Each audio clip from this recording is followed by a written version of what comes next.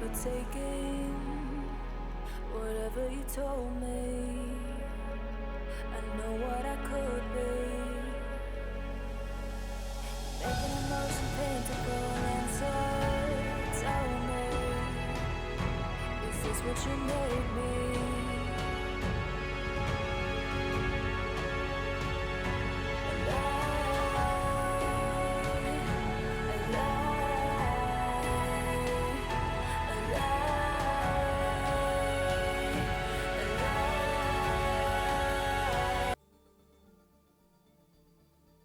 My goodness, the rally brings high and those smiles. Well, only one of them is going to be turned into a frown. We bring you here from Inspired Esports a possible upset, a possible domination. Anything is up in the air, especially since we are here within kind of the playoffs. We've got Sakura Syndicate versus the Meat Mafia, two teams who have been showing themselves all throughout the season, ready to hopefully bring home the title. Either way, you're going to have to see which team in a best of four, well, more first of four, to see how you're going to be able to get that opportunity. I'm username underscore Intel here, joined by Mr. Lord the Van. How are you doing?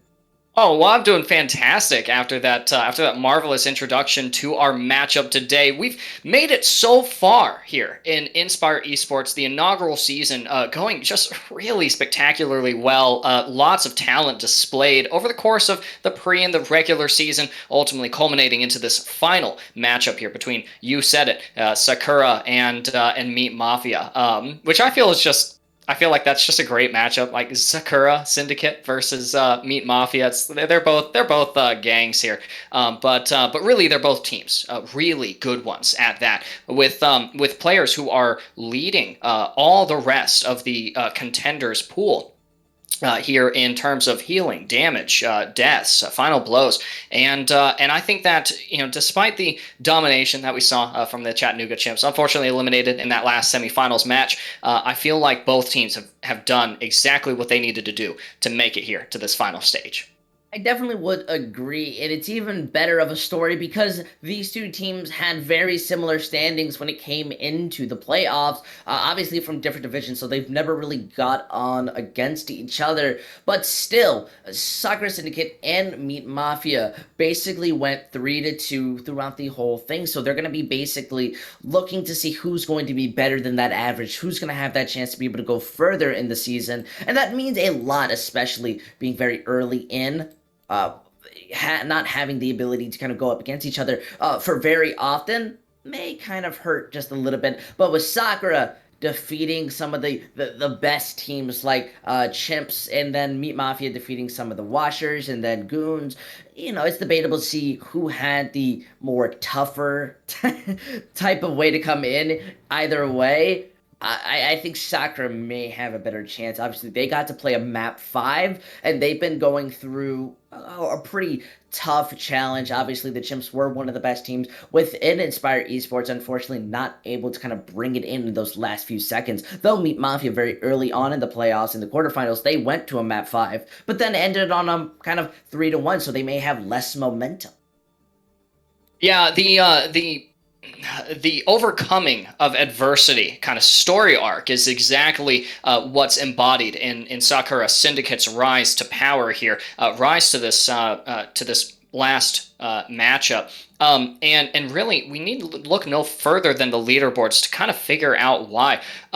Hakuna and hold on, it's Hakuna and Browntown in particular leading in these leaderboards and damage done, final blows, deaths, and also healing for Browntown.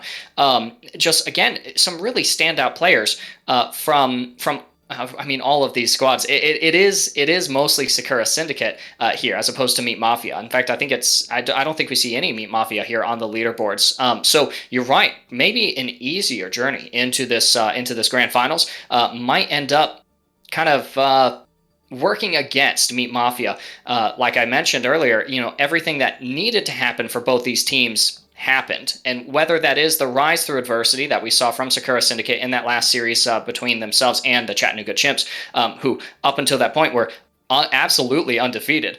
Perhaps Meat Mafia had it easy, and now is when they're going to be hit hard. Yeah, I definitely agree. When it comes to these finals, there is no opportunity to kind of try again. They have to bring it home, and we're gonna have to see how they bring it in more than anything. When it comes to just how these maps start, and when it's first to four, I think that's a lot more intense because you have a good way of getting reverse swept. It's such a long series that teams can often be burnt out midway through, and I think that can be one of the worst parts. But if you're lucky, you can basically get that quick 4-0 and feel great about yourself, while the other team, they're like, where did we go wrong? We'll be heading into the action here momentarily, taking a look at our map set. We're going to be starting here on Lijiang Tower. Sakura Syndicate, the higher seeded team in between these two titans of Inspire Esports inaugural season, have the luxury of picking this first map. User intel: why did they pick Lijiang Tower over any of the other control point maps? I think that's just a given that Lijiang Tower is one of the more easier maps to kind of finish off on. There's not much of a struggle or kind of compositions that you really have to focus dearly on that are going to be stressing your brain out too much comparably to something like Ilios and Nepal, which are home to various types of styles and, well, a lot of just kind of one tricks to where you can just absolutely dominate on. Lijiang Tower. It's so easy to just do what you do best and just walk into another team. We have seen other kind of compositions run out some of the Wrecking Ball, and they like to try to adapt around, but in the end, that pure brawl works so well, especially with Symmetra, who is very much an underplayed hero, so getting more play time is not only fun for some of those flex DPS players, but it's a good opportunity just to get that warm-up in. They're going to be absolutely prepared to just burn down main, though sometimes we do see it often go to like that kind of third map. It is extremely easy to see it go to only 2 points and then one team maybe getting like a 99 to 100. I'm really excited to see the various colors that we'll see from both these teams. Unfortunately, it's really just going to be black and white here as we take ourselves to Lijiang Control Center. Just an absolute fantastic map here for the spam damage compositions, as it has come to be called by Overwatch players, albeit with not a lot of love behind that name. The double shield composition opted here by the Meat Mafia with the Sigma and the Reinhardt, and of course on both sides you're going to see the Lucio the Baptiste, so that you can get in really quickly, stay sustained during the mid fight. You have that perfectly fair and balanced ability. I think it's called Immortality Field, and then you've got the Symmetra and the Junkrat just dealing hefty damage and also attaining a little bit of map control there with that photon barrier, which, user, you and I both know in these high level games, that ultimate from Symmetra is going to come out really quickly. I definitely agree. These teleporters are going to be allowing them to be very close together, though these initial Junkrat bursts are going to be a big problem. Seems that Sakura Syndicate are going to be finding the first amount of value. However, Meat Mafia being able to just immediately walk forward, that sim pressure is absolutely massive. Eventually being able to take out the Reinhardt, there's just not much Sakura Syndicate can do. They're just going to have to try and come back, though the respawns will be in their favor. A little bit of a hint about what I think we can expect from this series. It's not about securing picks, it's about getting the right ones. Big Ounce was taken out, but you demolished the front lines here for the Sakura Syndicate, which means they have to back up. They're going to re-engage here really quickly, and an early Immortality Field from Big Ounce might spell doom here. Oh, just having to get hit by that shadow was the worst type of scenario. We just see as they're able to continue walking forward, no fear coming out from Sakura Syndicate, though with that clean up picks, they're going to be able to capture this point and set themselves up, but losing that Reinhardt very late on made hurt. And we're going to see another really quick engagement here. These, I feel like I've got a lot of interesting things to say, but these guys aren't having it. They're going to rush right back in, and the amplification matrix deployed by Biden Uwu is going to clear out a little bit of space. That window doing an absolute work when it comes to giving them a bit more time, though this rotation is wanting to be closer into the server room. I mean, Mafia walking through this single direction are going to be able to find out that main tank, pop the rip tire, so much damage going into one spot, they're not having to eat it, just juking around. Eventually it is going to be broken down, no protection coming for the side of Sakura. Now they're just needing to stall this as far as they can. That Immortality is going to be able to protect Meat Mafia against this rip tire. Even so, they managed to break it out. no care going inside their fear. Though that wall is placed more back, not going to be able to protect those in the front of the point. The Davidic Flux is going to be able to peel them in. Same with the sound barriers, but this is one big messy fight. The bomb wants to be able to try to end this as fast as possible. Maybe put this more back into Sakura Syndicate's favor, and it seems to be more than enough. Getting that rematch kill, and eventually they're able to kind of slowly find out the rest of Meat Mafia. They were way too dispersed, not going to be able to help themselves. As well as you had a couple of ultimates committed there that I think were just erected in the wrong places. The photon barrier coming up, but in front of the supports not attaining that map control that you and I mentioned earlier, User. As well as that, Neptune is down bad with this Earth Shatter. And as the photon barrier comes up from Browntown, who we talked a little bit about in the pre-show, it means that there's more space, more time here for Sakura to figure out how they want to play this. Yeah, look at this. Already so much spam damage coming out. However, Meat Mafia, they get hit with the Shatter. They have to use this Riptide to hopefully uneven the fight. Though this even trade, Meat Mafia losing up their main tank means way more. Fire. They want to try to uneven the fight. However, look at that. Sakura's own 2K manages to just protect them from any fear. Though with this being so close to the end, they aren't going to even have a chance to touch that point. Sakura Syndicate making a statement, 100-18. We'll have to see what they do on the last point. It's like I said, it's about getting the right picks here in high level Overwatch, and these are high level teams as well. You're averaging out 3.6 3.7k teams here. Sakura Syndicate, actually, it almost looks like is possibly of the lower average, but they still end up in that first round 100% to 18, and a big part of that is just the really well used ultimates. I think lots of that second fight there was a whole slurry of abilities, but not a lot of value for Meat Mafia. You are going to see the Disruption comp being utilized here by Sakura, and a little bit of a Frankenstein composition from Meat Mafia. User, what is this?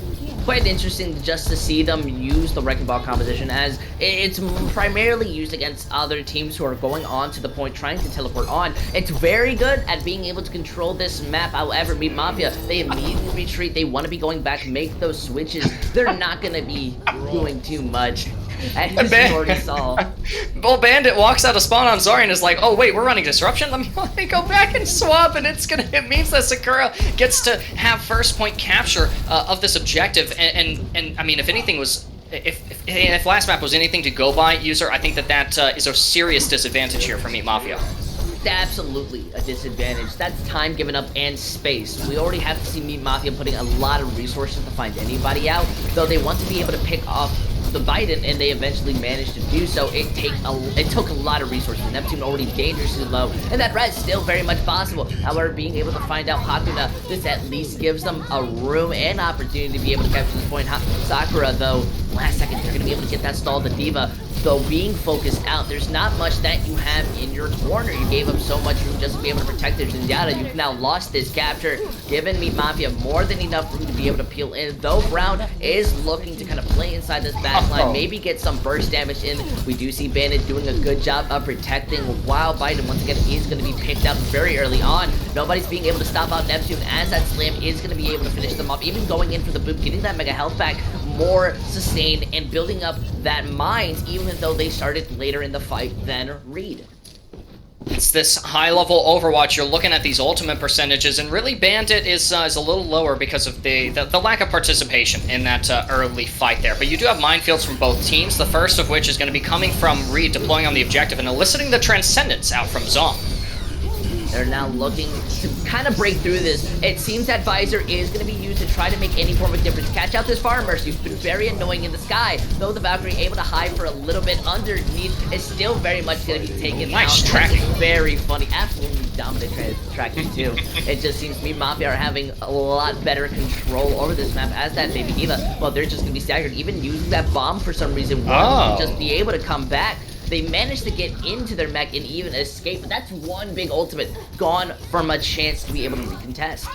Well, it puts Bandit on the D at a little bit higher of an advantage here. You've got point presence and point control with that ultimate, as well as just some seriously lethal potential that Bandit is going to be able to utilize with that self-destruct coming into this next fight. You've got Balance armed with another pulse bomb, and the rally was just used, but based on the way that Zom and Big Outs have been playing, it's only a matter of time until that comes back out. There's Neptune finding early blood there on Reed. It means that the disruption, the attack of the objective might be a little delayed, but you don't really have much more time to work with.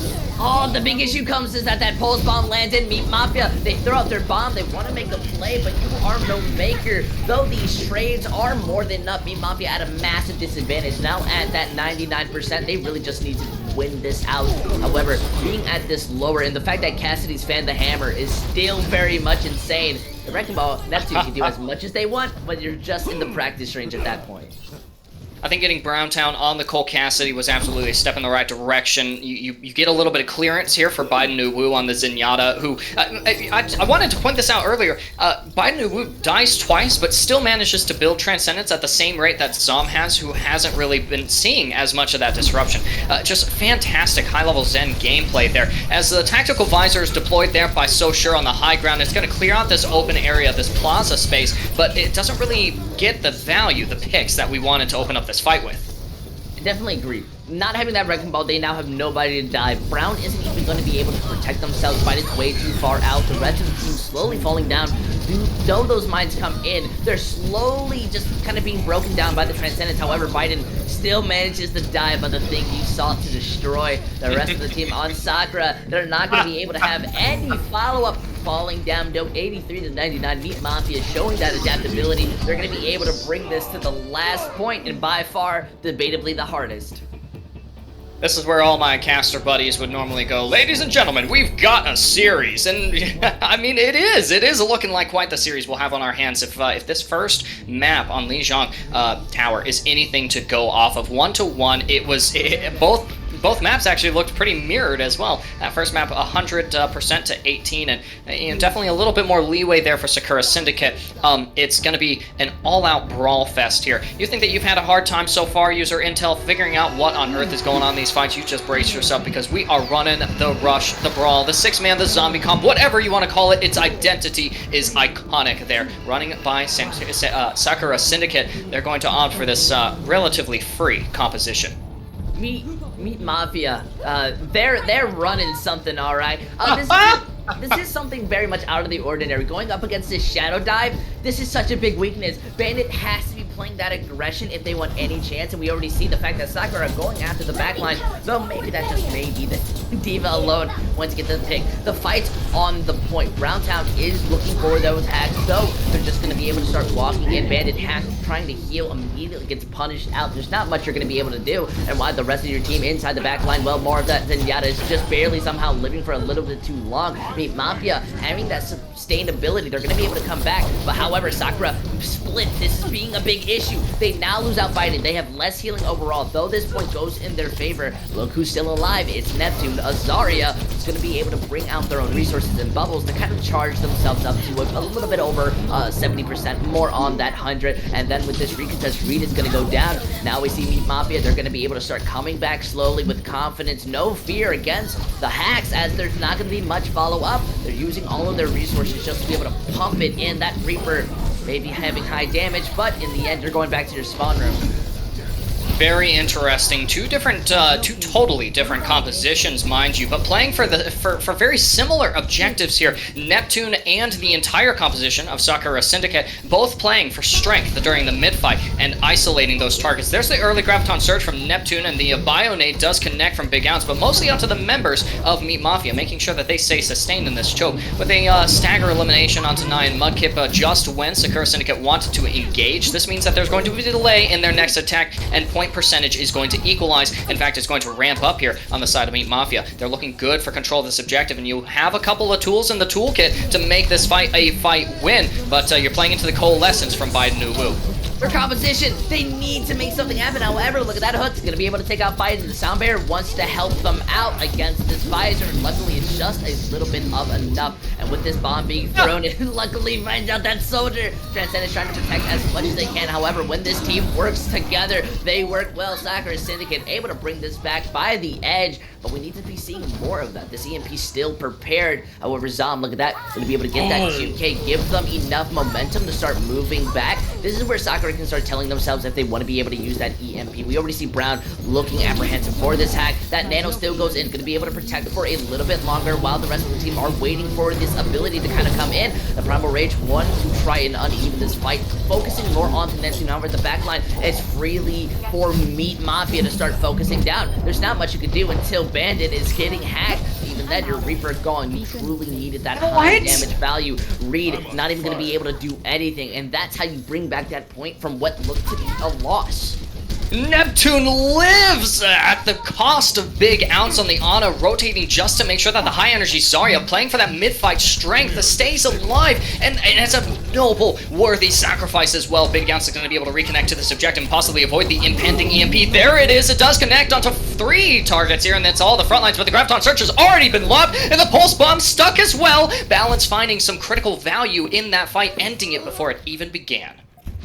That's just how well their composition works when Sakura Syndicate are not playing as a unit and looking to kind of prioritize the way they're playing. It's not working well at all, and as we see this Visor being used, they're looking for these stagger picks. Anything that they can find, Reed's going to be picked out extremely early, and in these last 5 seconds, you need to touch the point. We see the but Nyan going to be hooked, though they just barely managed to get it because of Marai being able to just kind of sit there. The rest of their team have gone back to the Doom Dimension, the Shadow Realm, whatever you want to be calling it, the graveyard. They have nothing left inside their bank. Even that Coalescence needs to be used at spawn so they can try and get their way out, but nobody's gonna really touch that point because they immediately get melted. We're seeing Meat Mafia bring it back. They went out on Lijiang Tower.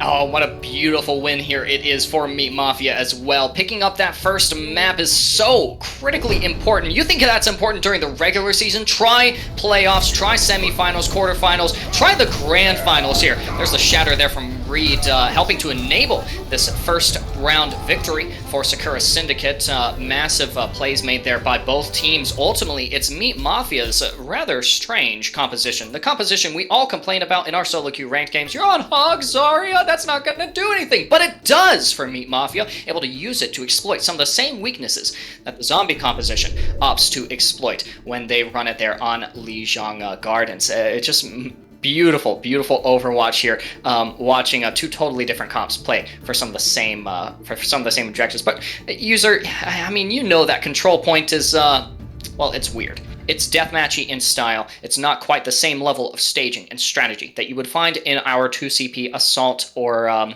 2CP Hybrid or Escort game modes. Does that put Sakura Syndicate at a little bit more of an advantage?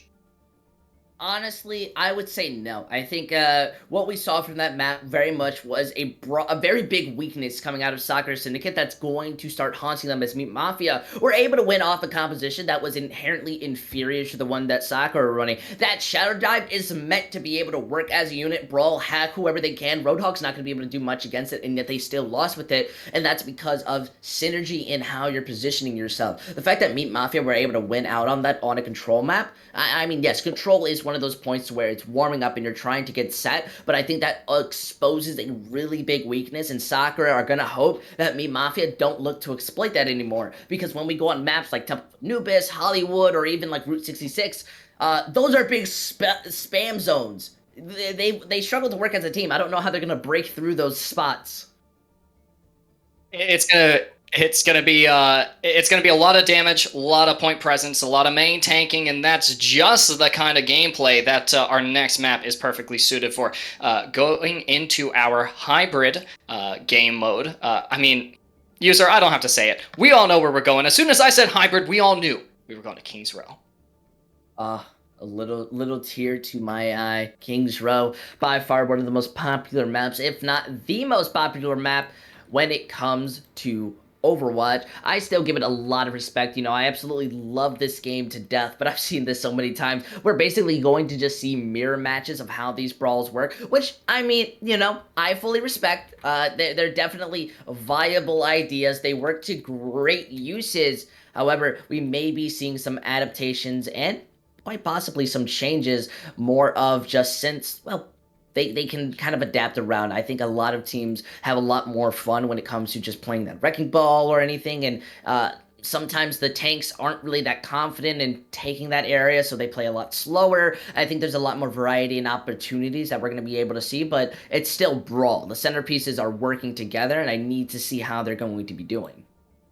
Whether it's the double bubble composition, this weird Hog Zarya composition, or if it's just a rush comp with Rhine as the tip of the spear, you're absolutely right, user. Brawl is what we're going to be seeing here in King's Row. The question that I like to ask a lot of people is, what is your favorite map and why is it King's Row? But user, it's not really my favorite. In terms of hybrid maps, I'm gonna put a hot take out there, say that I kind of like Blizzard World, and you guys can stone me in the match chat or in the Twitch chat. That's totally fine. But you know, we're giving the people what they want, and that's more of this King's Row.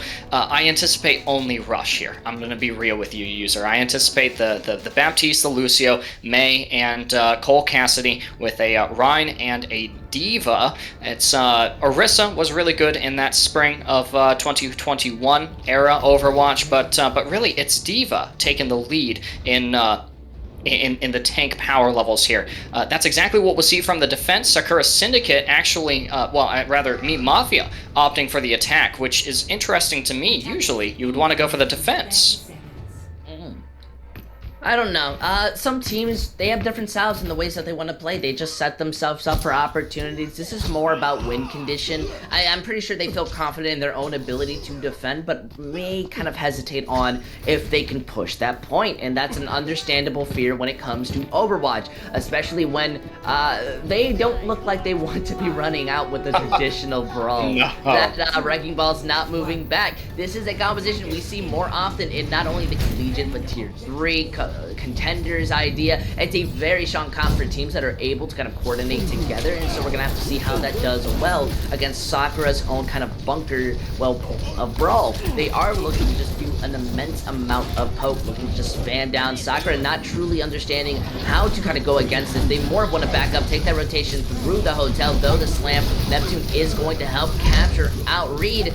They eventually manage to break through. That Reinhardt goes way too far, though, eventually taken out with no support, and that's how you get slightly opened up. The point that I made is what this composition works amazing with. The D.Va just wanting to try and break that Zenyatta's health bar. However, the Immortality going to be able to keep them up. That first tick already taken, and while they've won the fight, they're now going to cap the point just to make sure they were dead.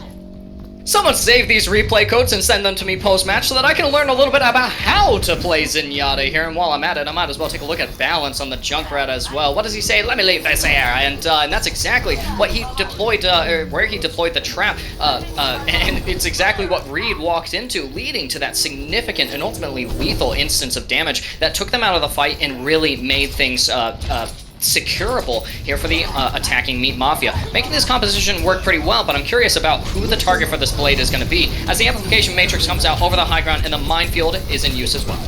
Neptune's just looking to catch them out while they're kind of just regrouping, though just barely able to escape impressively enough. We're seeing this blade wanting to just be able to find out that Cassidy, helps to burn down Reed and the rest of the team on the side of Sakura Syndicate. They feel a little bit more annoyed. They weren't even given room to start pushing in until they died.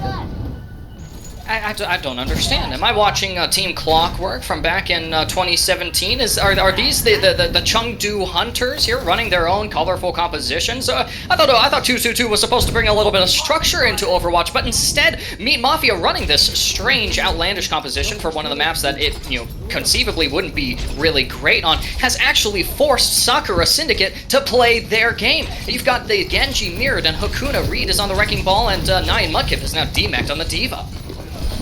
They're being able to slowly start contesting. However, Sakura Syndicate walking into the great damage. That Graviton Surge throws them a little late, still catches them. Though that Riptide doesn't really secure anything, Meat Mafia have been able to push this extremely far. Notice how they have caught this point with around over 5 minutes. Though they're not going to be able to secure that point in around 5 minutes, they have still pushed it much farther than you would really expect that composition to move to. And they're already taking this extremely early push. That Wrecking Ball on the counter side wants to be able to mirror, where they don't really know what they're going to be diving onto aside from that point. We see Zom just looking for these early picks. It's an immense amount of poke, but they really don't have much when it comes to these engagements. This is where Neptune's going to be able to pop out onto those mines, catching out the Brigida with the help of the Junkrat. That bomb a little too high from Sakura. They're not going to be able to get too much, though they are looking to dive in. Biden's just trying to be careful, doesn't want to be poked. They lose their soldier in the midway, and the Transcendence is going to be giving them a lot more healing. It just seems that they're able to kind of push into Cassidy to fall into the mines. No one else. They have to force themselves to stall. The Mercy isn't even getting out that res as the support line was finished. Social doing that. Building that blade in the last second is absolutely viable. Now going to be able to pop it against this Tracer, looking to the sky, trying to find them out. However, those blinks, they're not going to be fast enough. You're going back in time because look, Meat Mafia didn't even stop. They captured that point at an absolute snowball. Genji sure was a useless freaking hero, but apparently Soshar is now here to prove me wrong and shows us exactly why Genji has been power crept up to the position he is here. And absolutely, it's just the epitome of the lethality that that the developers have kind of always wanted Genji to have exhibited there by Soshar on that hero. You saw Hakuna try to mirror that, and then ultimately ended up swapping over to an actual useful hero on the Cole Cassidy, but perhaps too little too late for the entire compositional look from Sakura Syndicate. If they want to run the same composition, then they have to be doing it from the start here, going for that mirror that you mentioned here, user, and if they want to run the rush, well, they've got to play it well. Ultimately, that's not what they're going to be opting for. They're going to be looking to exploit Soshar on the Genji and balance on the Junkrat, thinking that, with these projectile heroes, we can definitely get away with a little bit of Farm Mercy nonsense, and nonsense it will probably be as the bloodbath, I anticipate, favors Meat Mafia here on the defense of King's Row. There is going to be a lot of just seeing how they're going to try and adapt. It just seems that Meat Mafia, they're feeling a little bit more confident, puffing out their chest. They're more prepared to fight against this. Even running out with that Torbjorn, one of my favorite absolute heroes, gives that respect. Such a good hero. Oh my goodness, I love Torbjorn so much.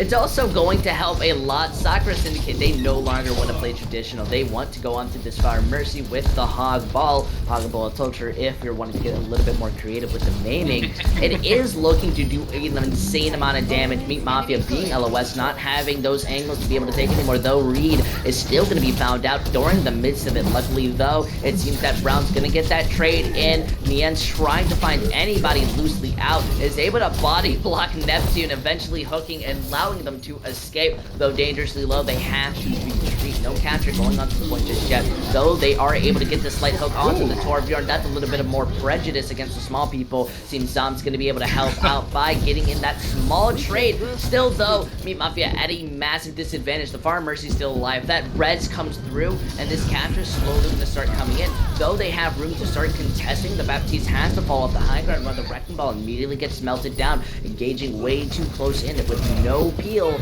They aren't going to really be able to get too much until that Hanzo starts falling down. This is now where Sakura Syndicate feel a little bit more uncomfortable, a little too scared. They are even going to be trying to contest that point, trying to just win this out. They're looking for these early picks, and it trades onto that Wrecking Ball, forcing out the Transcendence just to be able to start pushing into the road. But the whole hog forces them back dangerously low, able to just barely save themselves while getting a bit of the Mercy healing, while the window coming out of Meat Mafia most of this time is melting down, but they are not bringing it out. Even that barrage goes into the floor. Maria's gonna be falling to the ground. They have still not finished this. They've given Meat Mafia more than enough room to come back and continue contesting. This has been continuous fighting, and yet Sakura Syndicate decide to give up.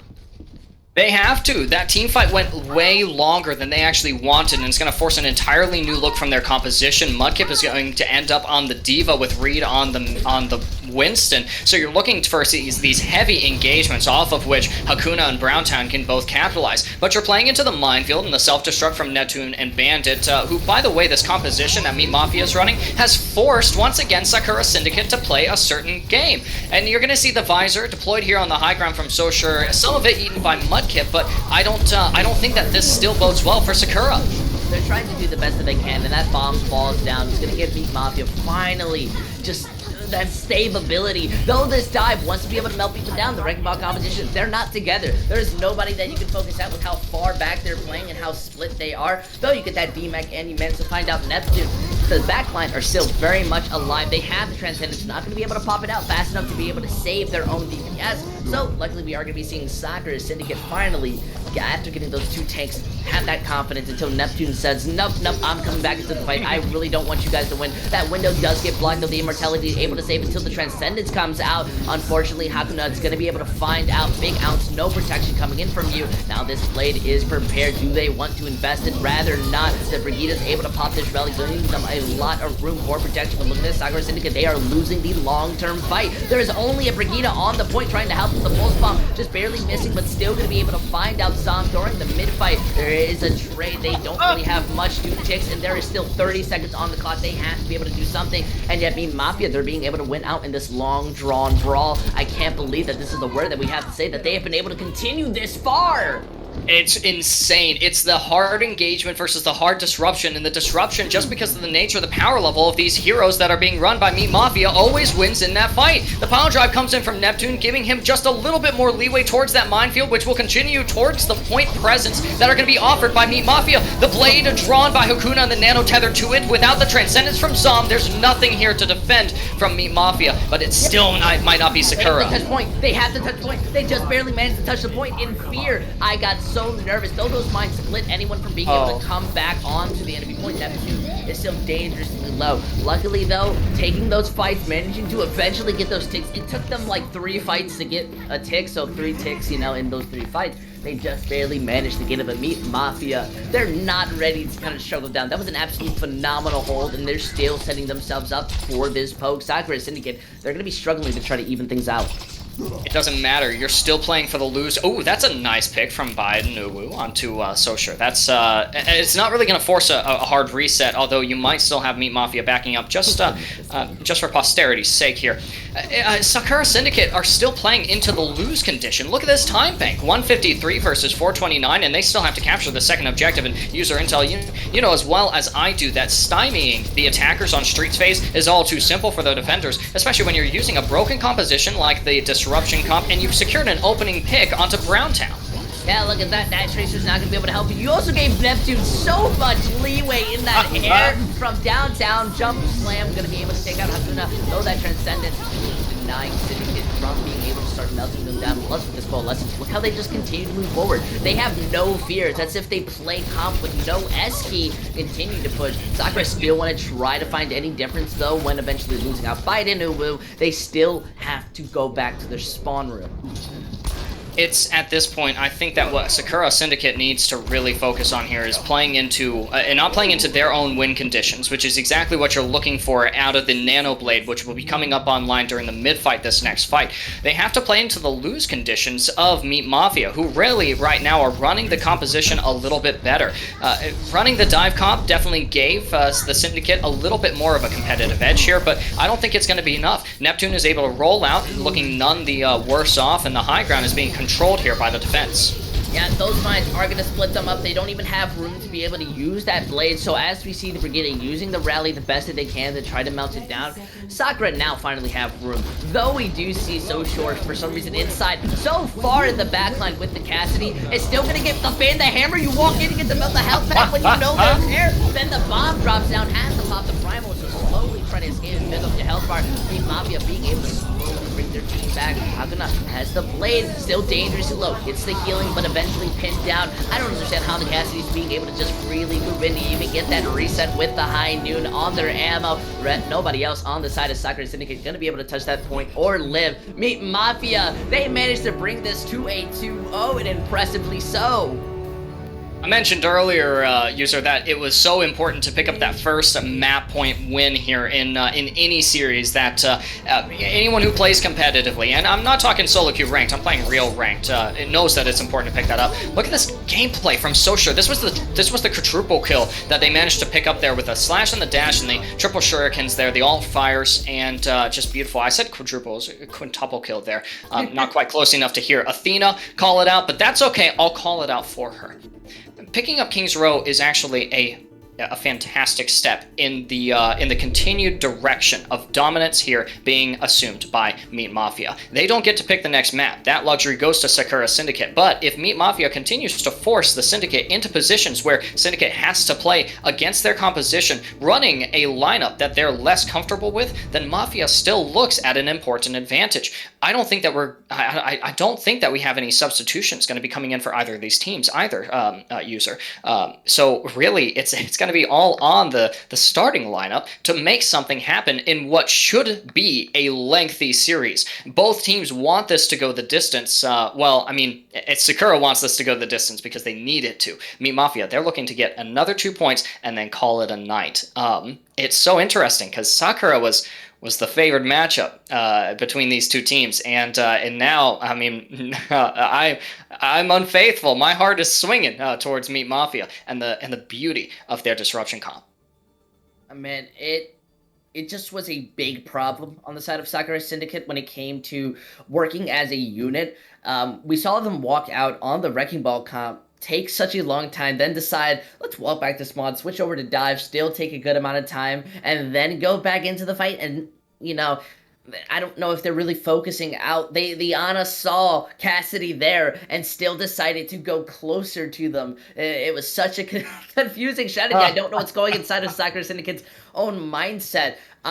They just seem so scrambled and out of place. It's almost like they're uncomfortable right now as a unit. Meat Mafia, they're being able to thrive off of it perfectly. Their executions weren't always the cleanest, but they didn't need to be. They just executed them, and it worked to great glory. You say they're scrambled, they're all over the place. It's almost as if they're being disrupted by Meat Mafia's combo. That's the thinking meme, right? That's I'm out of touch, and that's totally fine. Roast me in the Twitch chat, guys. Let's take a look at the next map we'll be heading to. Again, that luxury goes to Sakura Syndicate, and we'll be heading into Rialto for our next map. User, you bring up an interesting point here, saying that it feels like we're not rallied under the same win condition here from the Syndicate, as opposed to Meat Mafia, who are all seemingly on the same page here. I feel like it's pretty easy to see manifest of good communication and synergy here in the style of play that the Mafia are looking to accomplish. And so my question to you, user, is which team's playstyle is favored here on Rialto? Can you afford to play a little bit more spread out? Can you afford to be a little more aggressive, trying to walk up on a Cole Cassidy still armed with a flashbang? Can you afford to play a little more split on Rialto, or is Meat Mafia going to continue dominating this series with their disruption comp as we head to the streets of Italy? I think it really doesn't matter the kind of baseline comps, because what's happening more often than not is fundamental differences of just how you're kind of moving in as a unit. I think, yes, Meat Mafia can 100% walk out on the disruption comp. It absolutely works on Rialto, and it still works absolutely amazingly. But the issue comes is that they're not being able to use it to not disrupt. It's just, well, they're being allowed to play the comp. We're not seeing too many kind of ways to play around it. Even when we saw very early on they played the Shadow Dive, they didn't try to mirror it back to slow down against. And even then, people on Meat Mafia, they're having the ability to be able to kind of get these late picks in the fight. How many times did we see on King's Row, first point, Meat Mafia die, and then Wrecking Ball comes back in and is able to just live to the point where the DPS get those picks or the Zenyatta, and that's kind of a glaring issue that's going to be enabling Meat Mafia the more that they play. You can try and be as defensive as you want, you can run whatever comp you want, but if you're not fundamentally being able to work as a unit and kind of mix with those issues, you will fall every time, no matter what the enemy runs. That's the that would make for a great question on a multiple choice quiz there. How often has Neptune been able to roll in and contest and stay alive? Where you've got A, some of the time, B, none of the time, C, most of the time, or D, all of the above, because it happens every time, every single time. And Neptune is getting away with the sheer amount of point presence that really Wrecking Ball, at least the balls that I play with, aren't able to offer. And with beautiful proccing of adaptive shields there, they're able to stay in the fight a lot longer than really they should be allowed to. Ultimately, it is going to be a new look here, opted for by Sakura Syndicate. They're going to be on the Roadhog, and the Ash Reed with Sigma is going to have Accretion to get Neptune out of that ball form, get the stun. But the look also changes here from Meat Mafia, opting here for balance on the Widowmaker and Bandit on the Sigma, which means this is no longer a dive disruption. This is a poke composition. Whoever balance finding that first blood and forcing the revive out of Mira means that the poke comp here for Meat Mafia might be winning right now. It's like I said on King's Row, they're confident that they can hold, so they just want to make sure that they can push the payload. Taking in, it seems that this kind of hog shield wants to be able to take over this high ground, but not really being able to protect their units. Though eventually, we see Bandit and Placement. Well, they get well balanced. They're going to be punished for kind of over-investing. Sakura Syndicate, they're going to be able to protect their team, and that just gives from the fact that Meat Mafia were playing a different style that didn't really work to the way that they were still trying to engage. Now with the Zenyatta kind of caught out, just barely going to be managing to live, that's a little bit more impressive. However, look at this, they've made their changes, and now they're immediately going back in, looking for these pokes, trying to move somebody off. Neptune just barely going to be able to escape from that hack, was an absolute flick, almost got it. And while Sakura Syndicate want to be able to stay up there with the window and find out Zom, this point technically can be moved. However, it seems they're more focusing on trying to disrupt and take them out. But this is being a bigger problem for Mafia than I think they really want to take in, especially this whole hog to solo out the diva. Unnecessary and mean, but I respect it. Look at this position here that Sakura Syndicate are playing in. They're nestled into the corners of the second floor of this first building here, and that's exactly where this kind of composition wants to play. Reed able to retract the barrier and then play around cover, and Hakuna with the damage gem is a lethal force to contend with if you're any of the DPS heroes from Meat Mafia. Balance kind of getting the idea here and opting for the Tracer, hiding in the backlines, waiting for the opportunity to pounce. It's going to be a step in the right direction, but whether or not it's going to really result in the teamfight win that Meat Mafia is looking for so that they can push that objective is still up for grabs. Bob deployed on the objective, makes some presence there for Sakura Syndicate, but quickly gets slept by Big Outs on the auto. Well, they're doing great comparably to what they did on King's Road. They're working more as a team, and well, they're allowing Mafia to work as the engagers, feeding them the abilities and heroes for ult charge. Look at that. They got hit by the anti, and then the Genji goes in trying to figure anybody to die, and then Sakura Syndicate just killed. Then look at this. Wrecking Ball wants to be able to slam in, gets hacked, hooked, pops the mines. It doesn't even matter. You're not going to have a team to be able to follow up, and now you're punishing Meat Mafia for even playing the game. Though the Standard Blade does come in, the Gravitic Flux is not going to be able to cancel out. You tried to just let the Genji not do stuff. You don't give him that much room. Able to find that 2K, though the Resurrection does manage to save out Reed. We see this Ash struggling. The Hog is there and is being dived on. So unfortunately, Sakura Syndicate kind of overestimating their own defensive abilities against that Nano Blade. Now, they have bought themselves another team fight here before the objective captures this first point. And Mercy players, take note, you saw it, and so did I. What is it about Mercy players in minefields? Whip out that Glock, take out those mines. That's exactly what Mira did. And now we see the Amplification Matrix deployed by Biden Uwu to buy a little bit of agency over this first point. There's the EMP connecting to 4 as well, and Bandit looking to hog diff might have a harder time without Zom in the lineup.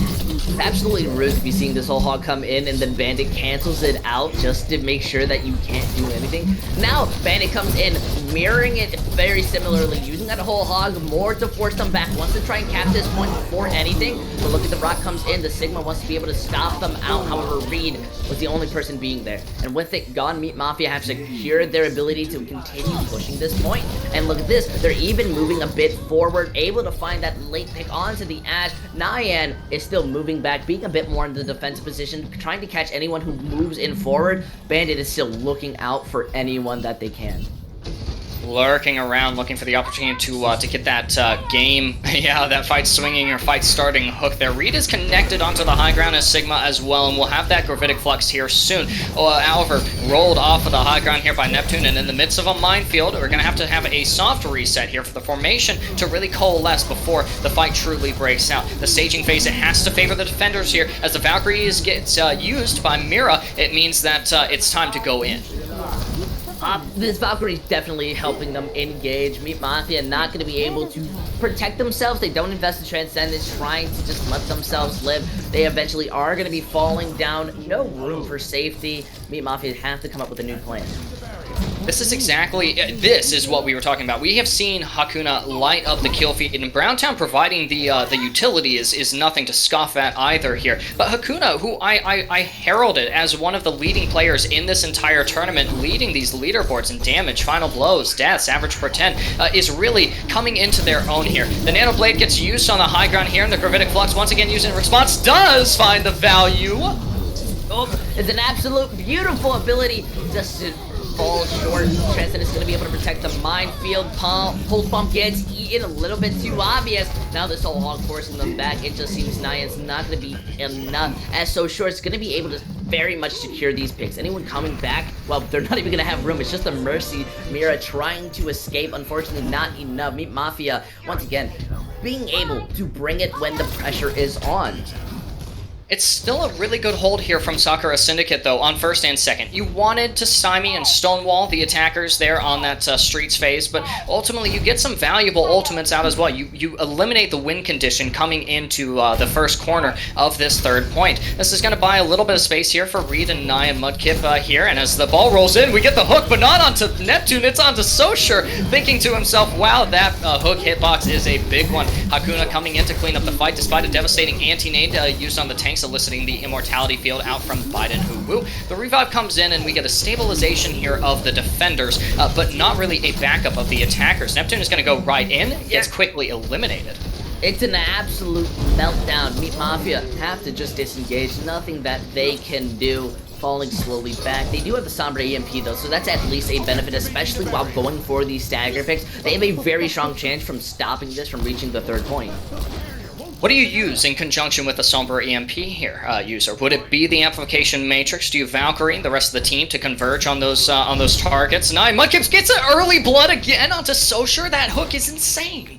If you ask me, it's all about determination against that EMP. If you just absolutely combo it with just your will, you're going to be able to go so far. Though the high noon is absolutely that ability that you primarily kind of want to do if you're looking for those. Neptune pops out with the mines on the point, gets whole hogs pushed away. At least you're caring about their safety, letting Neptune freely escape and get that nano to not only have a bit more of damage boost, but now a lot more help. They're going to be able to now take this engage and nice, beautiful slam. However, the hack's going to be slowing them down. Valkyrie's going to be able to peel in, but look at that. Ian gets hooked. Not going to be able to live. Baptiste a little bit too far. They aren't playing the engagers. They've given the room. And is that a defensive EMP? That was a solo.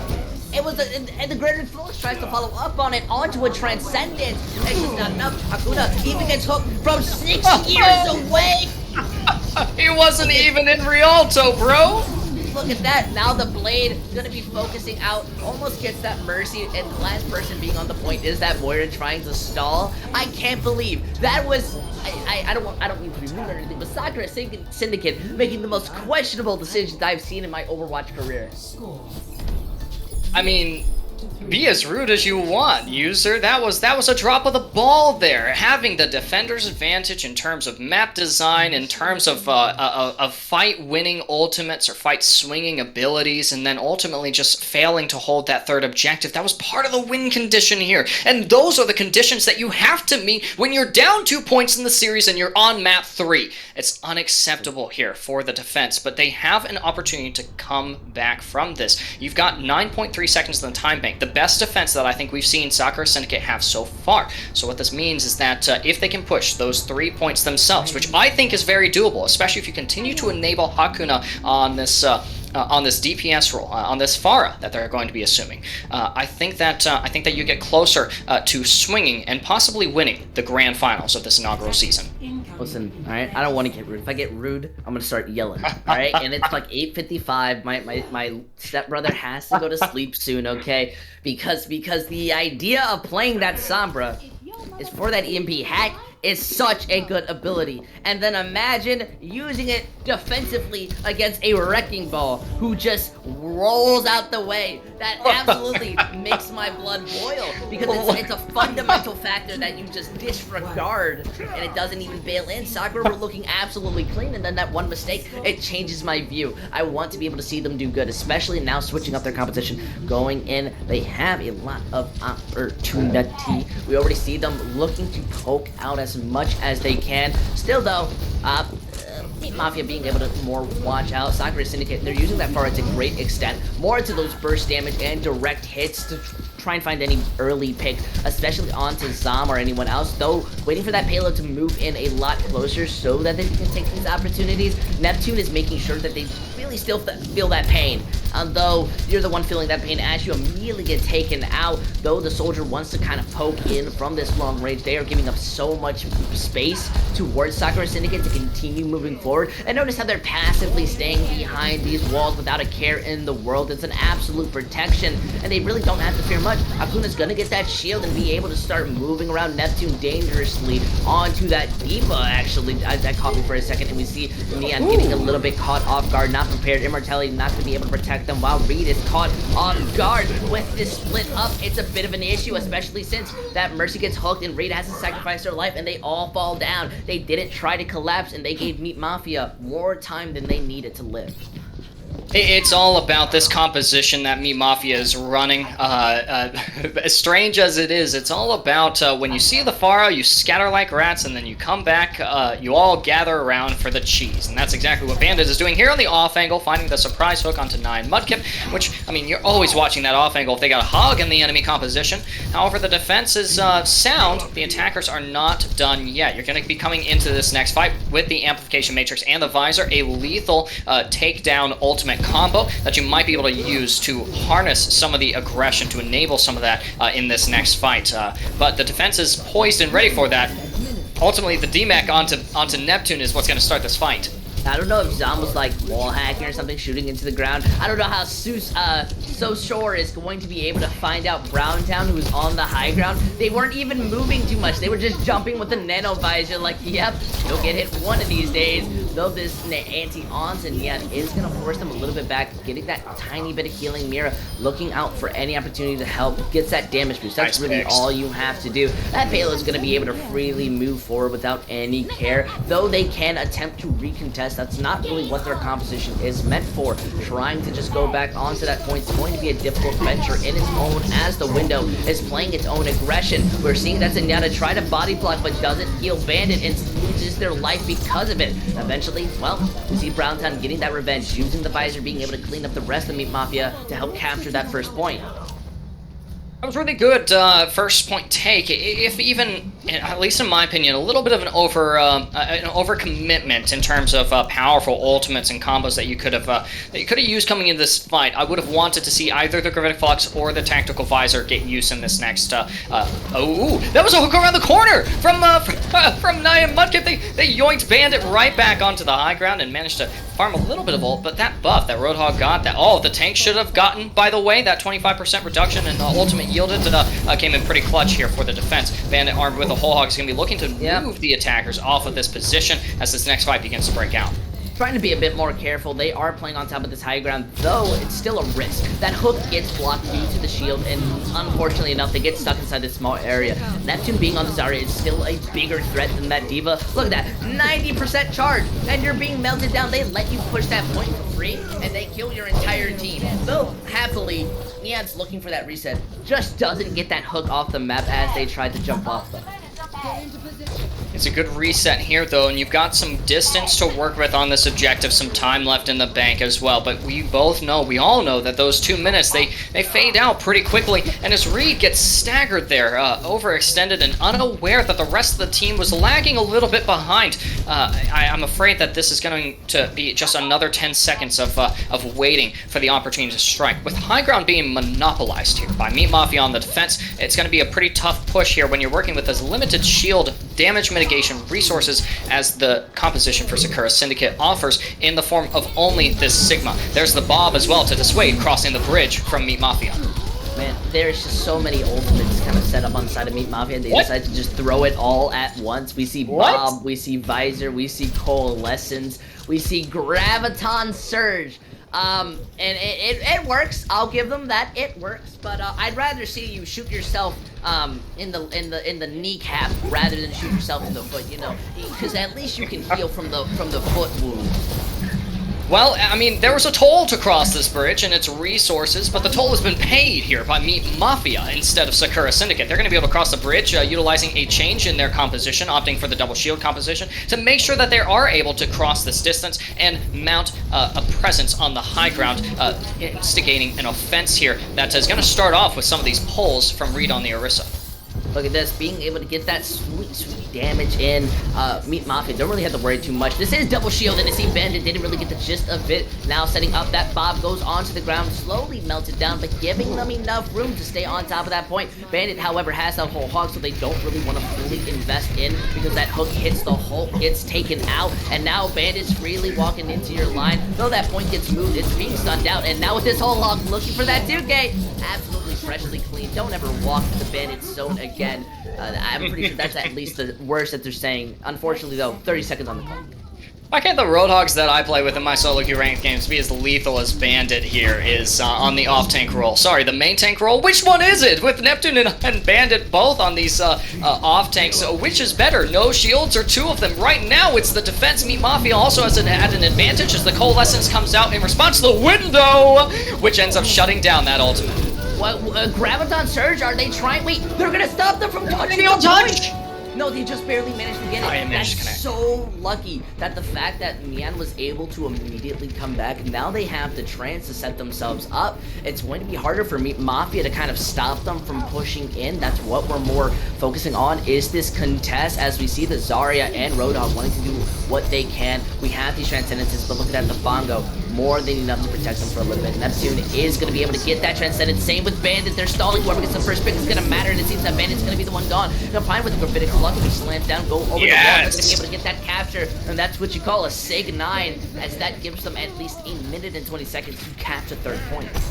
An absolutely clutch use of Orisa's Supercharger there as well. Not a fight, or rather not a tool to secure eliminations and kills, but rather to get Browntown up to that last little percentage so that we could see the Deadeye come out from the Cole Cassidy and onto Bandit's Roadhog, which really helped to secure this fight win and this second objective. However, it's pretty much last team fight territory. This is the last true fight we're going to get, and it's going to start with the Visor from Soshura.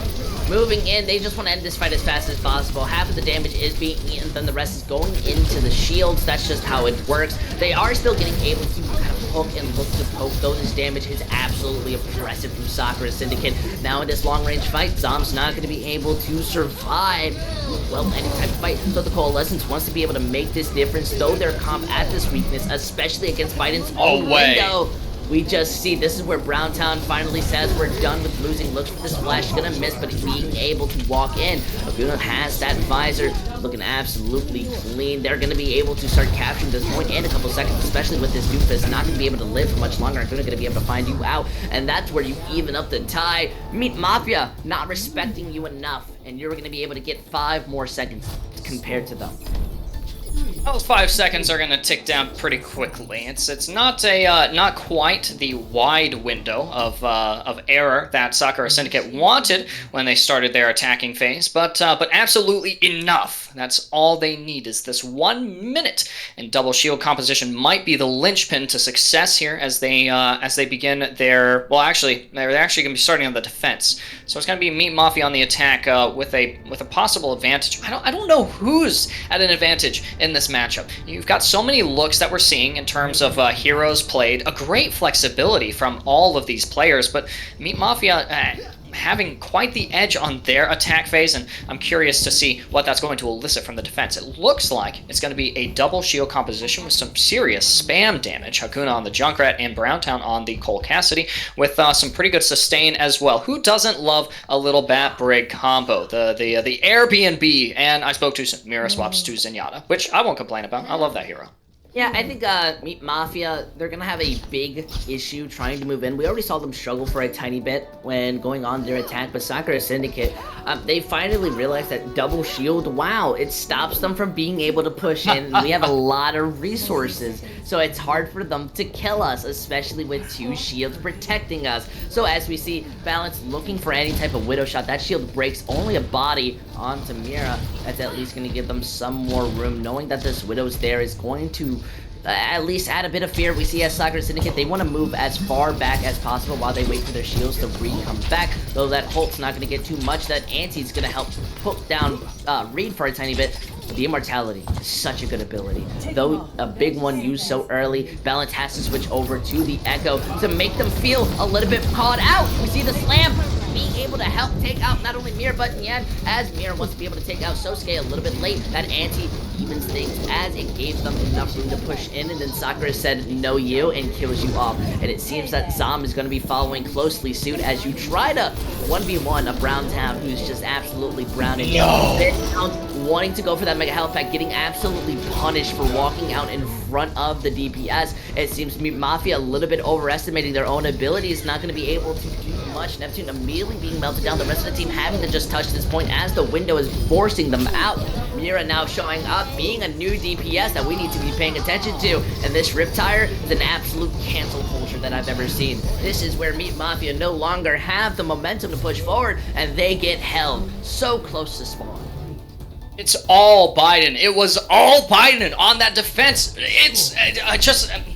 I don't understand it. Early immortality fields that I would have rather not see expended, especially that second one there in response to an anti-nade that was lobbed in by, I think it was Big Ounce on the off angle there, but not able to follow up with any damage. As Baptiste, it's always hard to know what that follow-up damage is going to look like, and so that's why you saw it defensively procured from Biden Uwu. Ultimately, it doesn't matter. Utilization of the insane amount of burst healing potential that the Baptiste offers to that composition is what keeps them alive in that corner on the high ground, and ultimately ends up contributing to that window built, which the rest of the team is able to take advantage of. However, great defense from the Sakura Syndicate, but the card's still rounded that first corner. You need a fight and a half. You need to, that's what you gotta win. And that's gonna be tough when you thought that your spam damage composition was pretty good on the defense. Look at this one from Meat Mafia.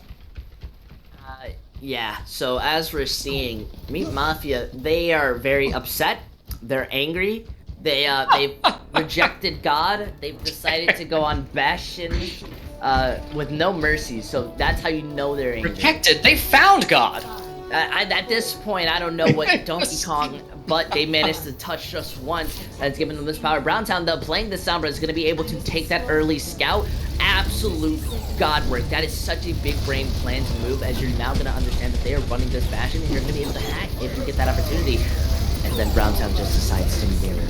Oh no, you were at a big disadvantage. Sakura is off of the Soldier 76. However, you're able to melt down Bandit, who had another shield with the Reinhardt. Now they're at a big issue. This is basically just one fight territory now. The rest of the team wanting to just back up, hopefully give them some more room. But look at that, Agunas is on the high ground, going to be able to help put down the damage until Balance is able to go in, take out Browntown. Agunas still on the high ground, basically uncontested, finishes out Big Out, and they're going to be down that Baptiste very early in this push. It's a big problem because look at that, Neptune's not going to get any healing, and we see the Bastion trying to just be able to heal themselves, but Agunas being able to finish off Balance. You have no immortality to be able to protect you, and look at this. Sakura only needed 2 maps to warm up, looking absolutely new and fresh, especially in that 1v1, as they tie up the series in a smaller sense, 2-1.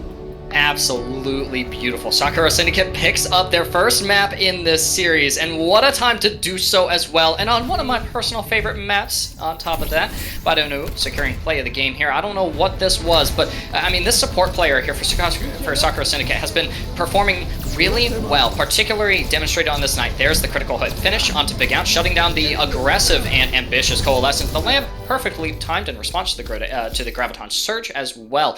I mean, if you're gonna look at anything that really is stand out from Sakura Syndicate, it's gonna have to be the support line. But hard to do that when Hakuna is the one lighting up the kill feed with all of those picks, all of that damage.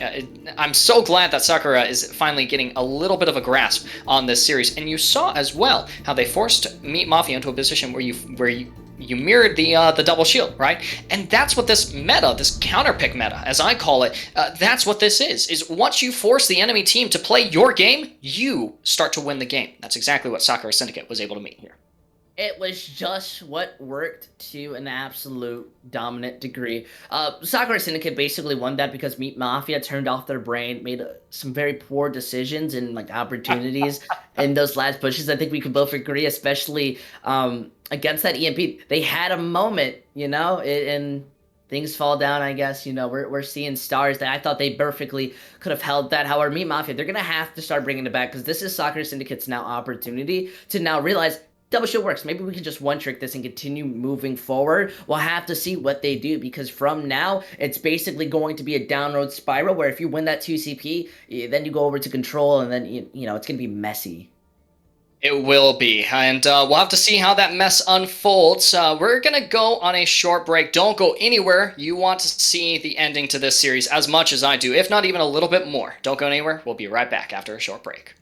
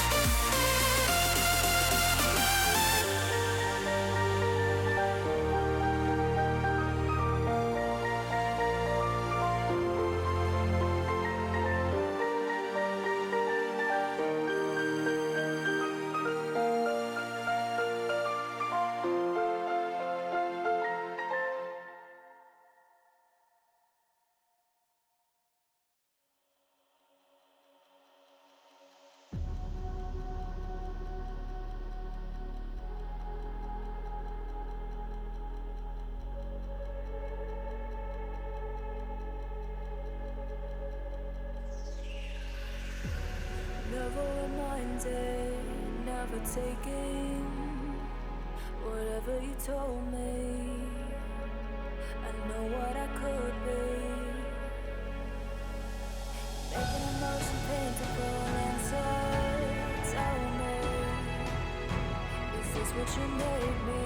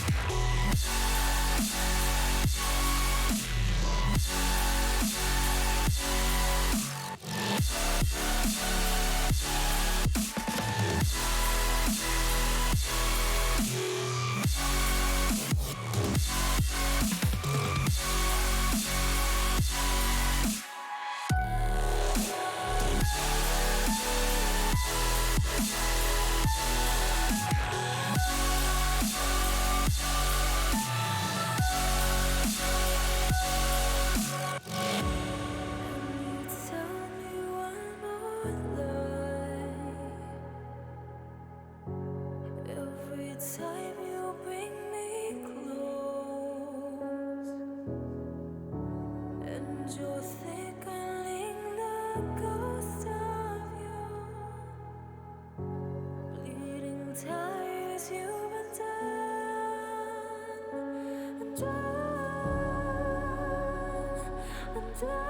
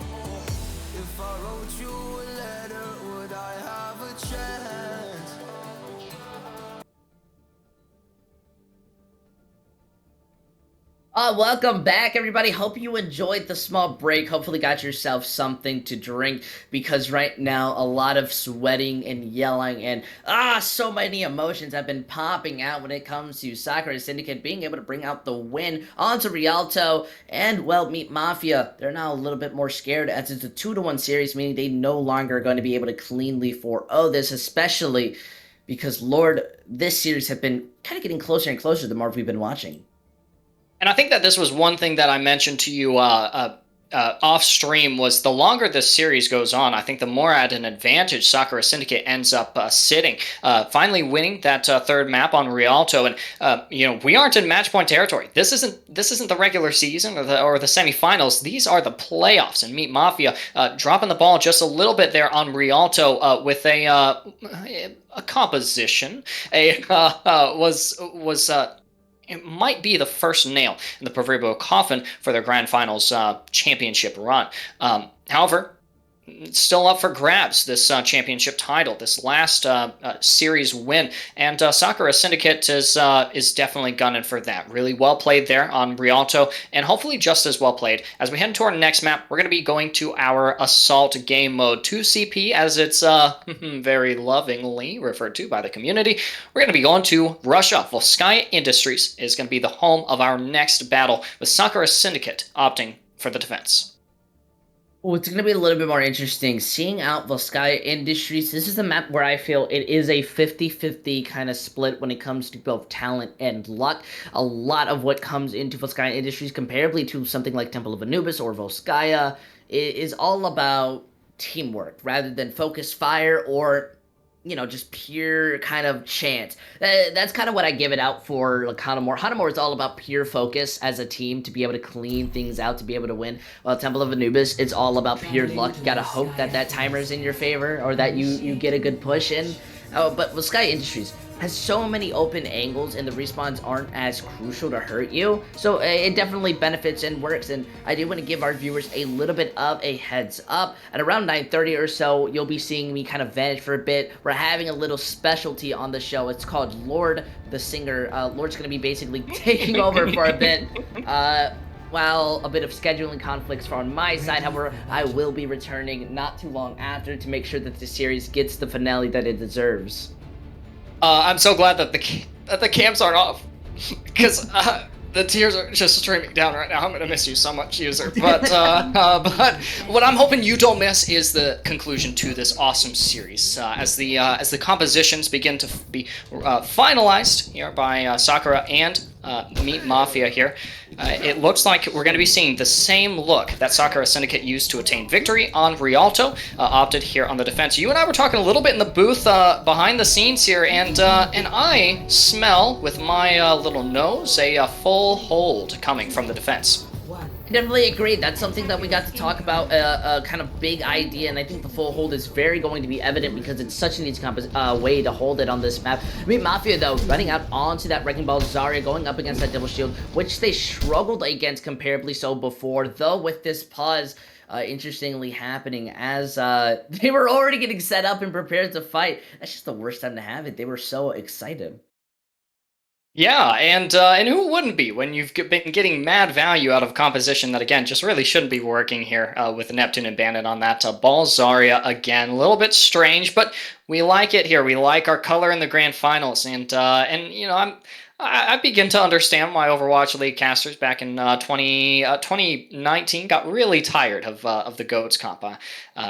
I imagine that double shield gets pretty exhausting after a certain point, but Sakura running it really well. So for me, it's hard to get tired of them on the defense right now. No team looking at an advantage, at least on my pause screen. User, let's get a little. Oh, it looks like we're actually going to be heading right back in. Pause, yeah. Request to pause was from Sakura, and they're saying that they are all set, so we'll be jumping right back into the action here momentarily.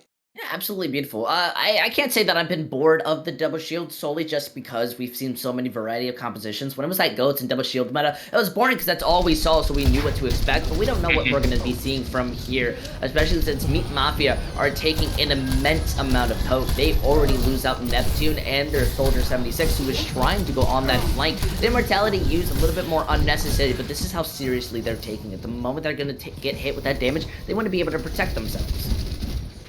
And stay protected right now and fortified on this left high ground for the defenders, while Balance looks for an opportunity to get a hack off an early target. Oh, look at the pull there! It elicited the immortality field from Big House, and they have to back off for a little bit.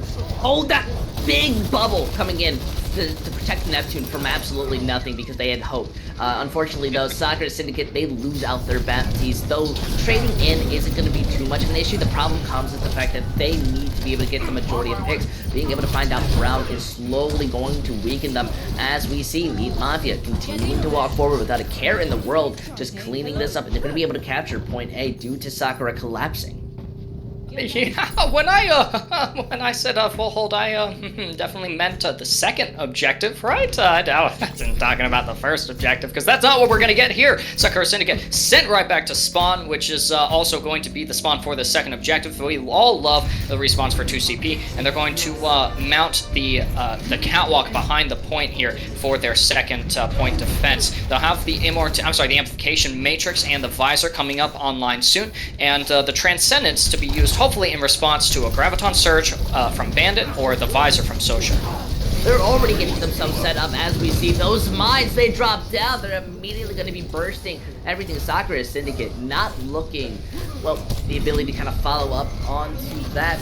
Though, luckily enough, Akuna is going to be trying to make this as even as possible, giving time for Reed to be able to come back as we see them touching the point. Graviton Surge is built, placed down, and it seems that Zom wants to be able to follow up as much as possible. Placing down that Transcend is going to be able to protect them. That tick is there. Wow, we see Akuna just waiting to be able to use that visor. Goes out a little early, and Neptune picks him off. It's going to be the Wrecking Ball who's going to just quickly get there, but then immediately take it. No way!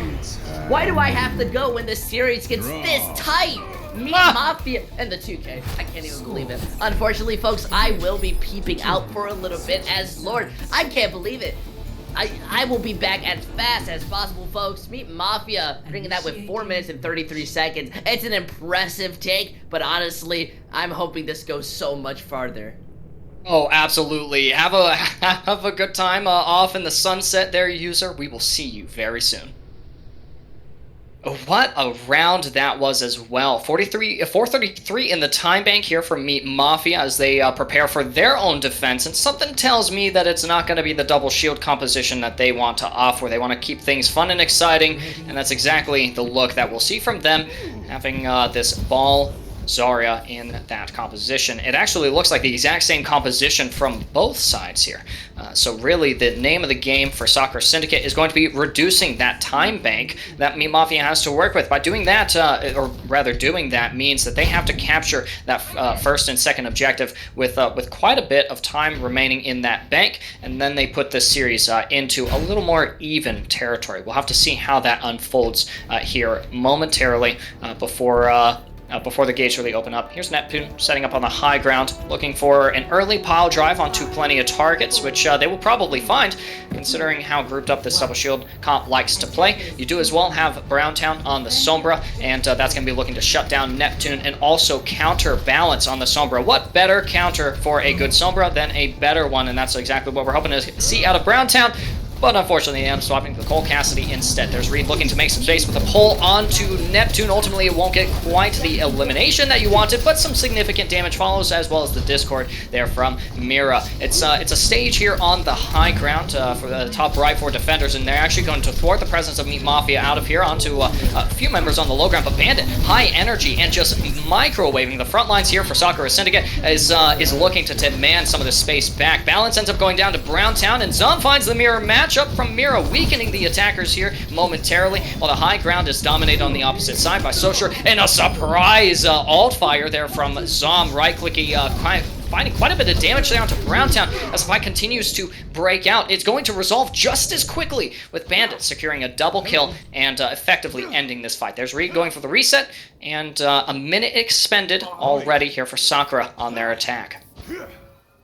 Baidonuwu as well is armed with the Amplification Matrix, looking to get some value out of that. I think really what we need to see is opting for this high ground that Socher and Big Outs are playing on. This this top left area for the attackers needs to be thwarted. There's the accretion onto Neptune, and the damage is immense following up on that as well. Browntown, I actually think that they did end up expending the stun. They did actually, to make sure that that pick was secured. We're going to see the Amplification Matrix erected at any point now as the pole goes up over the high ground, but doesn't quite find anything. Bandit proccing the self-particle barrier to stay alive on this point. 39% and counting here on the objective progress for Sakura Syndicate, while Meat Mafia waits for the recontest by Neptune, who drops the minefields into the mid lines as the tactical visor sees its use from Hakuna, looking to find some picks, but it doesn't reward them with any. Socher in the better position, using the same ultimate, might be able to find something, and without Nai and Mudkip here to mitigate that damage, it might be, yeah, that also was a lost cause. But Balance is looking for more and trucks up the EMP to dismantle the Amplification Matrix. Browntown ends up eliminated as well. Hakuna, without the DPS here in this line, the fight is certainly unwinnable here for Sakura Syndicate,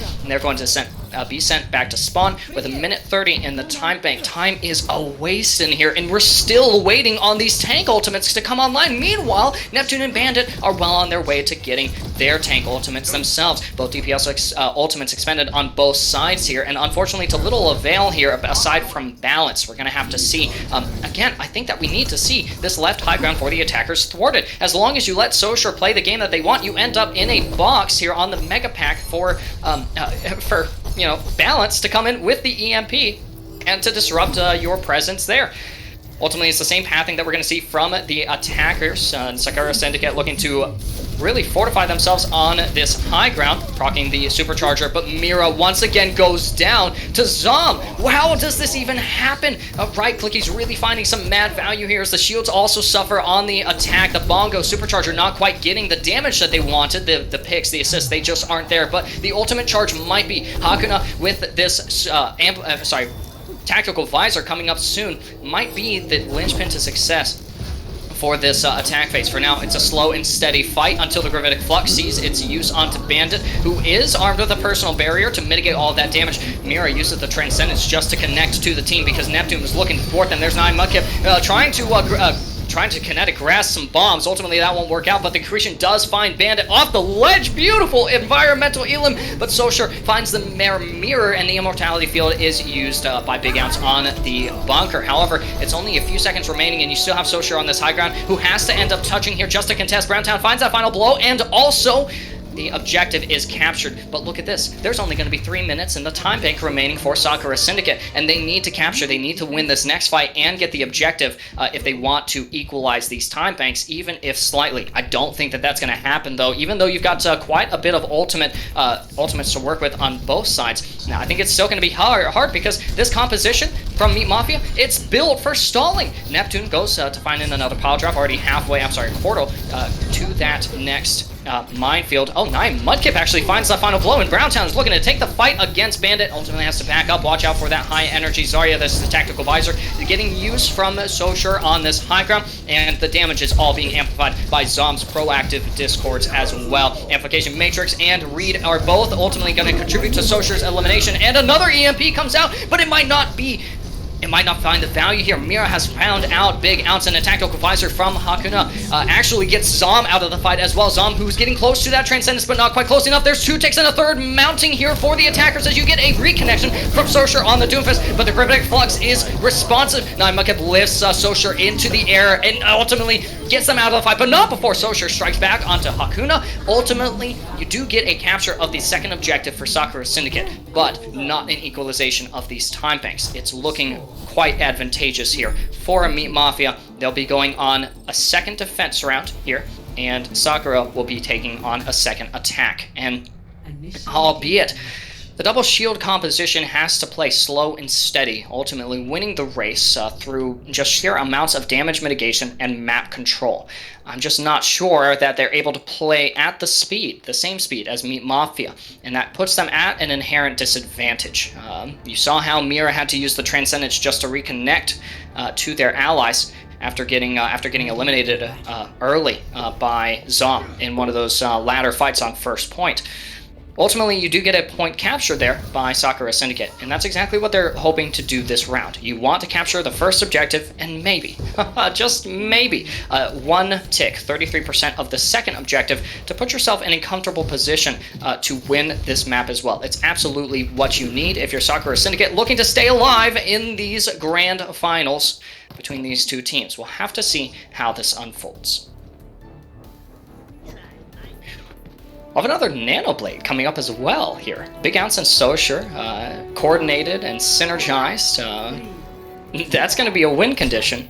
And like I said earlier, it might be more about thwarting the win condition, rather exploiting the lose condition here for Meet Mafia from Sakura Syndicate, rather than it is meeting their own. Ultimately, you'll have Hakuna on the Widowmaker, looking for those that early pickoff potential. And oh no, Brown found themselves in a trap, and it's okay. They're gonna look just fine. You're going to be moving the shields up to this high ground, looking for that early pickoff. You know just the high ground to look at if you're Hakuna, though, too. And looking for that early pick onto Socher. And dropping the Venom Mine behind you as well to make sure that you don't get off-angled here. Ooh, yeah, beautiful shot onto Big Ounce and a critical hit, but not a final blow onto Socher as well. Sends them pretty critical, and they're going to have to play pretty safe around here as well. In the meantime, Reed has also secured a little bit of damage themselves and the final blow onto Balance and have cleared the objective for a little bit of space to work with. Zom and Bandit are still playing pretty safe here on this catwalk behind the objective while the ticks begin to rack up here for the attacking Sakura Syndicate. A pile drive from Neptune leads them closer to that ultimate, and Bandit and Zom actually both weren't able to stay on that high ground. They ended up getting eliminated, and Mira is coming in clutch with these picks. The damage is immense, the point presence is there, and the first point is captured. So that leaves a minute in the bank here for Sakura Syndicate to mount their next attack, and if last round is anything to go by, it's very winnable here. Again, you've got ultimates here for both sides. Sakura Syndicate with a window, we're going to be seeing that used, but Neptune is going to have to clear the objective with the minefield here. Socher and Big Ounce are no longer in sync here with the Lucio Zen healing composition. There's no damage amplification to add to that nano boost aside from the Discord orb. Neptune ends up getting found out. That's an early pick here for Sakura Syndicate, favoring them as they engage on the objective. The man disadvantage is theirs, and the window is up. Hakuda finds the final blow onto Socher, getting them out of the fight and making sure that there's no opportunity to build the Nano Blade in the mid-fight, looking for that next pick onto Balance, who's critically low, and the pole might help them find it. Yes, Nine Monkey finds the pick onto Balance, and the Gravitic Flux is going to see its use, but it unfortunately misses. Neptune was able to jump out of there, and you have the Supercharger deployed to make sure that this fight is a fight win. It's going to stay up despite Socher's presence on this objective, and the Transcendence from here is going to keep the team alive and well as the fight continues to drag on, but it's going to drag on in the favor of Sakura Syndicate. Browntown going to town with these picks, and you're going to have 100% objective progress on the second point with not a minute, 1.7 seconds in the bank. That's absolutely awesome from Sakura Syndicate. Man. I've got to calm down here. Meet Mafia. Kind of messed up there. It was an early pick onto Neptune, and that's not necessarily a bad thing to die early as the Wrecking Ball, right? You can come back out of spawn, you can come back really quickly, you've got lots of point presence and a ton of damage to offer to your team. It's really just the morale boost. We all know in our ranked games that once you secure that opening pick, it is time to engage. It's time to go in, and that is exactly what Sakura Syndicate did. And I mentioned this earlier in the downtime between rounds. Sakura Syndicate mounted their second attack. They really amped up the speed there on that double shield composition, and that's exactly what they utilized to get that second point win in that second attacking phase, albeit with a minute and with 1 second and 700 milliseconds remaining in the bank there. Ultimately, the composition that they're going to use for their next defense is going to look a little bit different. They're opting for this poke composition, looking to enable the lethal prowess that Hakuna has on this Widowmaker. Browntown and Mira are going to be raining down damage from the skies, which will demand an answer from Socher and Balance here. As the gates open up, you have Neptune rolling out and doing some light scouting here, and they're going to definitely report that Browntown and Mira are back in the skies.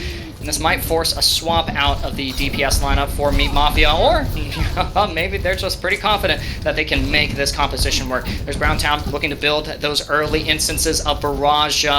Just barely a connection there from Hakuna, and an engagement on the high ground in the back there from Neptune. There's another shot. You're gonna have to be really careful if you're Bandit playing into this sniper composition. Mira ends up on the low ground, and Sosure is able to abuse that misposition there, the untethering of the Mercy from Browntown on the far, which means all of the healing is going to have to come from Biden Uwuha, who just had to proc the Immortality field to keep themselves safe. Ultimately, it won't. Sosure is so lethal on this Soldier 76, roll power crept as he is, and they're going to find the final blows onto several members of Sakura Syndicate, including Browntown and 9 Mudkip, and leading them 31% to that tactical visor. This is going to elicit some swaps out from the defending composition. Hakuna is going to look to mirror that Soldier 76, and the damage amp is no longer there from Sakura Syndicate as well. Mira is off of the Mercy and onto Brigitte, and again, this BNB support lineup is going to be a lot of sustain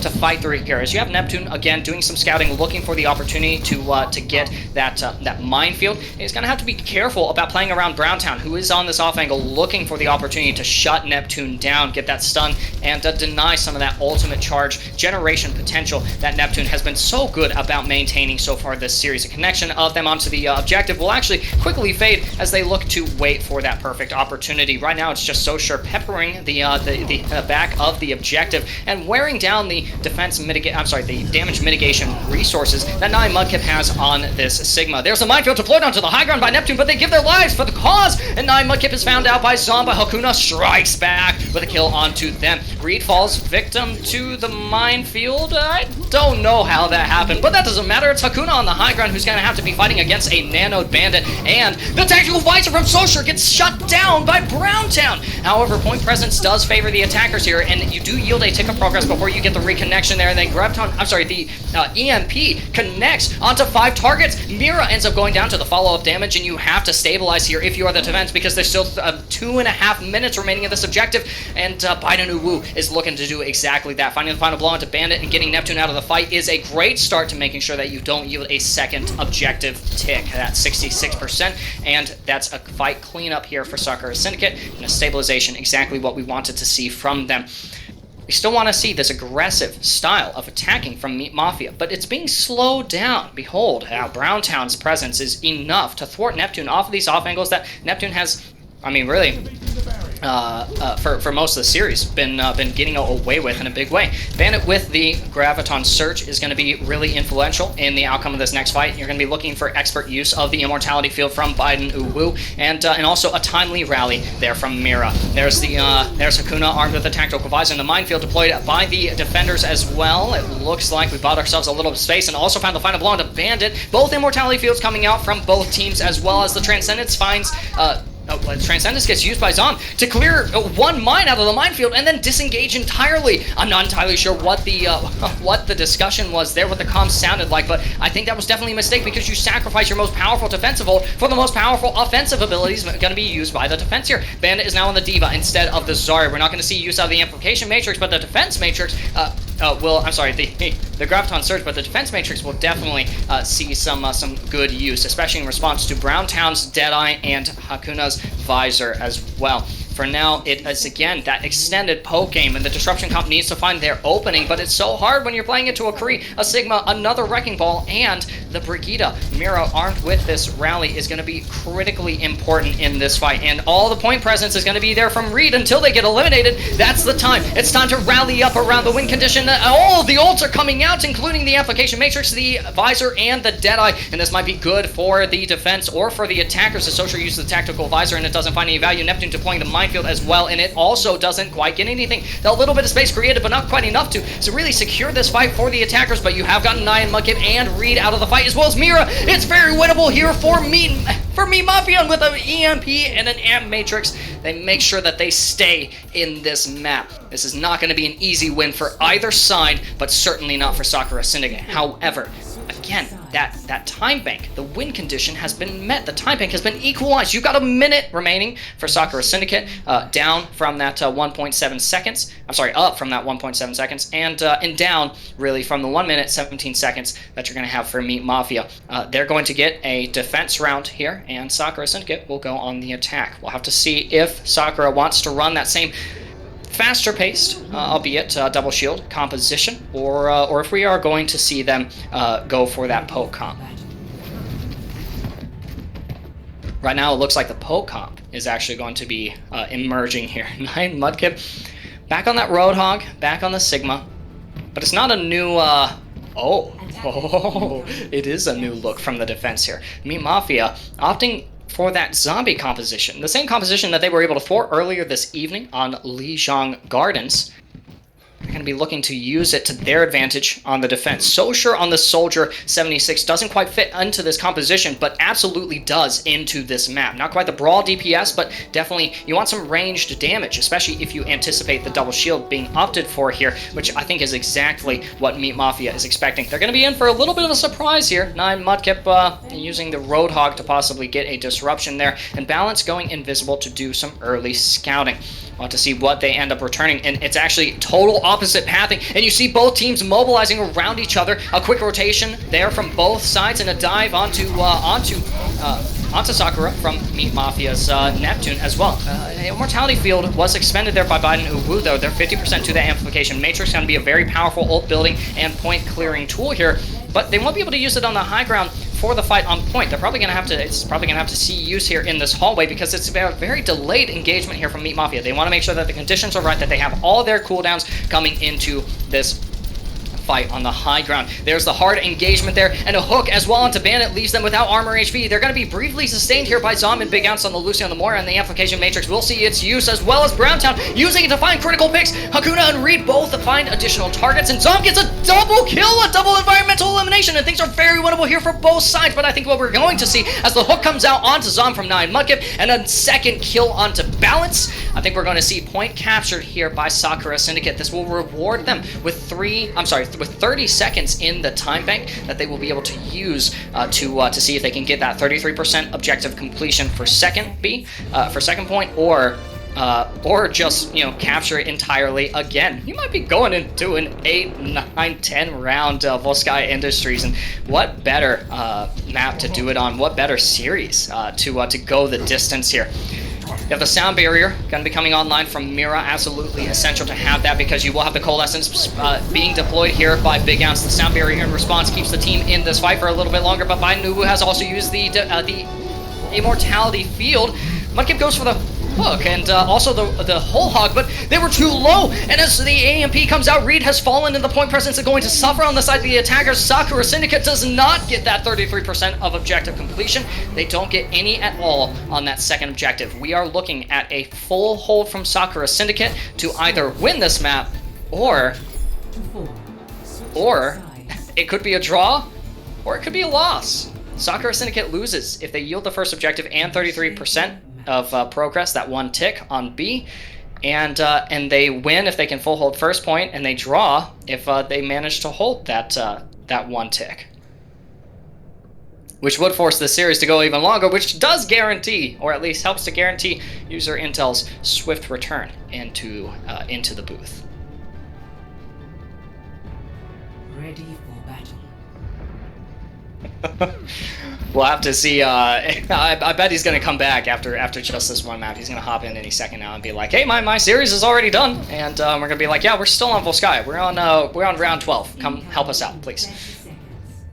You've got the double shield composition, and user Intel, who's getting a little bit heated about the Bastion being in the composition, says that they have stray farther from God's light every day. On the contrary, I think that Hakuna on the Bastion is closer to God as we'll ever get here. And you've got the cheese from Symmetra, Browntown, using the teleporter to get us into some cheeky spots, get some quick rotations where you don't have to move at all. It's going to be a very similar look from Meat Mafia as we've seen all evening so far. Neptune is going to go on the aggressive any moment now, get a pile drive there into the bunker by the Mega Pack, but they're going to be slowed down by these turrets, actually. Eliminating those out of the fight and finding the teleporter as well. That's going to be communicated to the rest of the team. We're going to see them rotate appropriately around it.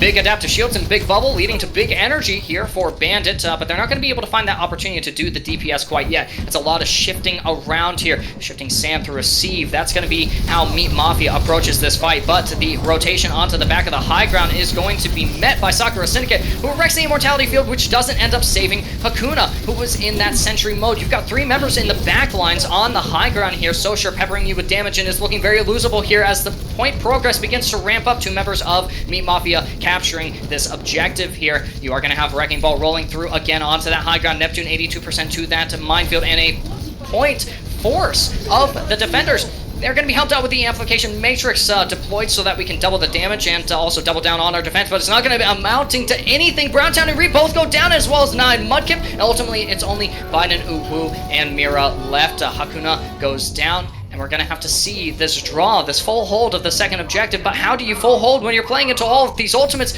The Minefield, the Graviton Surge, the Visor from Sosher, and invariably the EMP from Balance, as well as both support ultimates online. Meanwhile, you're only working with take ultimates and hopefully Mira's rally as well. But that has to come up sooner rather than later. The Boomer Bust composition has been busted as the Tactical Visor is deployed, and the Graviton Surge locks both supports for the defenders in place. Browntown is eliminated by the Minefield on the point, and the Transcendence from Zom make sure that the team stays alive on this objective. The Grid Flux, however, lifts a flew into the air, but the damage onto Nyan Mudkip is immense. They're not going to be able to stay on it, and Meat Mafia has claimed the third map in this, well, their third map in this series, and they're going to be taking us to match point.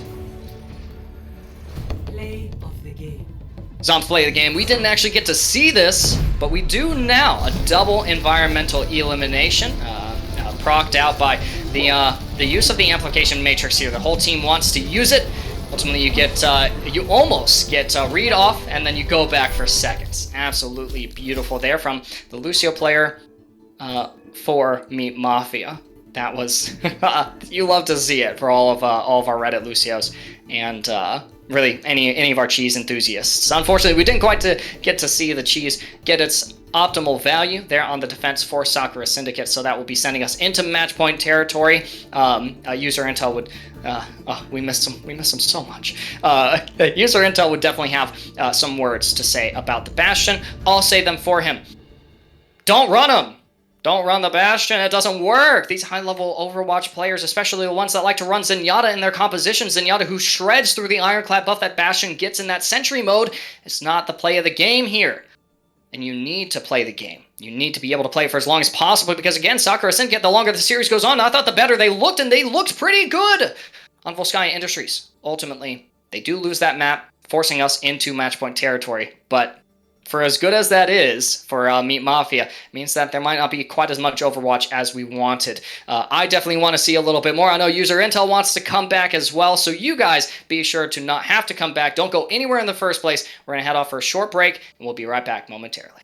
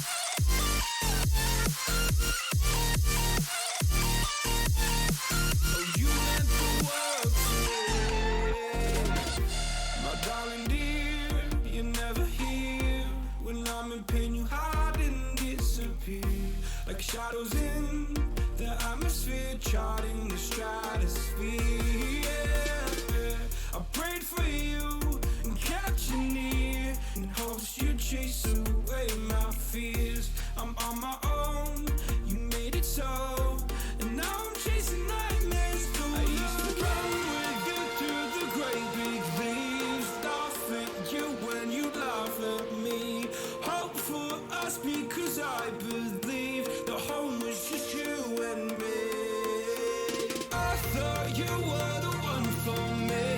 That's why I give you everything. Held you close by the stormy seas. Oh, you meant the world to me.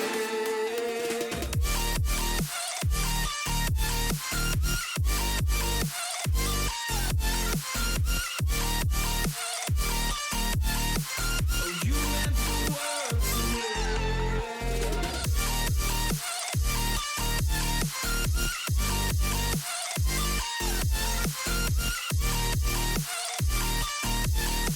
Oh, you meant the world to me. Oh, I'm gonna do this on my own.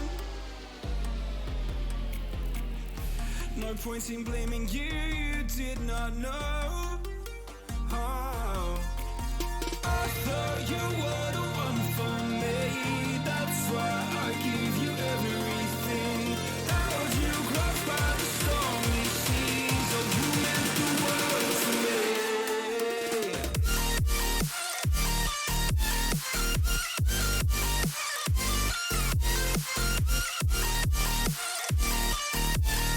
Oh, you meant the world to me.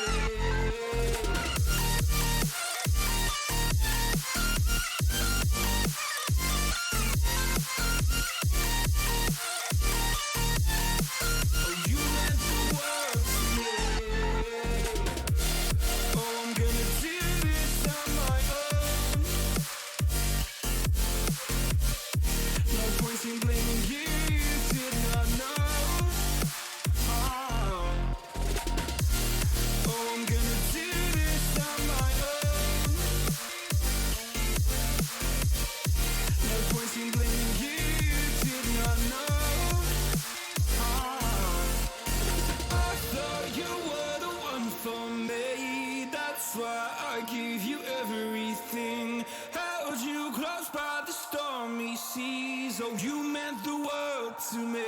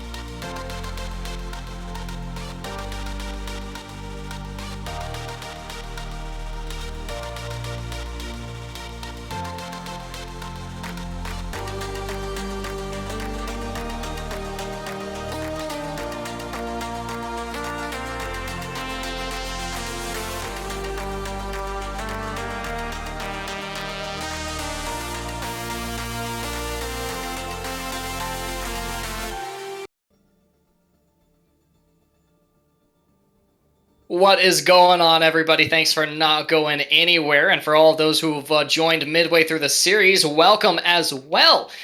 We are in the midst of an absolutely insane and very close matchup. You look at the score up there and it's 3-1, but that is not reflective of how close this series has actually been. Closing out on Volskaya Industries, our last map, is a very, very close finish of Meat Mafia with the overtime wick going in ultimately in their favor, able to pick us up into match point territory.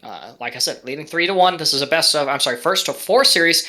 We'll be heading into Control Point for our next map. This is where we really got to see Meat Mafia come into their own, utilizing these strange compositions that we've been seeing all night, but that we won't get tired of. Heading into Nepal, it's going to be no different from our first map on Lijiang Tower. I anticipate a fierce fight from Sakura Syndicate. It's all that they've got left, and they got to use everything that they've got that's remaining in their proverbial tank. No changes to either of these lineups as well. Just big shout-outs to all of these players for their endurance. I get I play one comp game, and I get tilted out of my mind, but these kids are still going.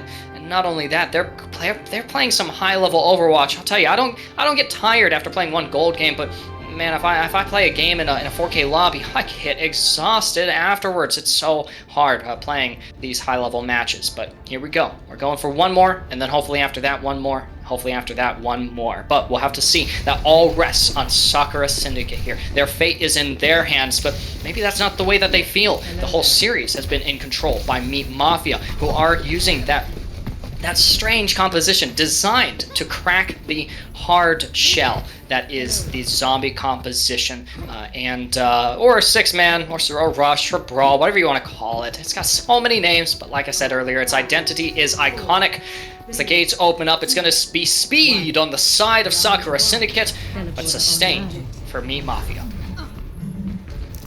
There's the teleporter, utilized by Meat Mafia to get them closer to this objective. You've already got Browntown here doing some early scouting, reporting to the team. Yep, it's on that composition that we hate playing against, that we hate seeing, and the full fight is going to break out. There's Hakuna looking for this early damage, building up that pulse bomb, and they find first blood as well onto Neptune, and get a second kill onto Zom. Beautiful Tracer gameplay as they tether onto the road. Hook takes a breather, and Bandit might be able to get out with their life, but there's so much damage coming into them, and Hakuna finds that final blow. That's 3. Can I get a 4th? Can I get a 4th? I do get a 4th onto Big Ounce, and Reed is actually going to be picking up with a final blow, but that's okay. Most of the credit goes to Hakuna there, and the point is going to go to Sakura Syndicate. This is excellent. You've got Hakuna leading in terms of ultimate charge. Balance is also on the Tracer, but doesn't quite have that pulse bomb that we will be seeing come out in this fight from Hakuna. It has to be onto a priority target as well, like Zom or Big Ounce, preferably Big Ounce, since they're so close to, close enough to that nano boost as well.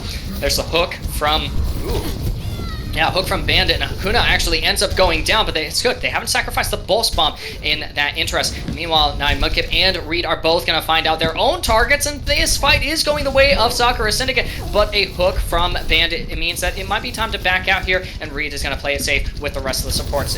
Mobility is the name of this composition. We're going to get a dive on to Soshur, who ends up getting found out, finished off by Browntown.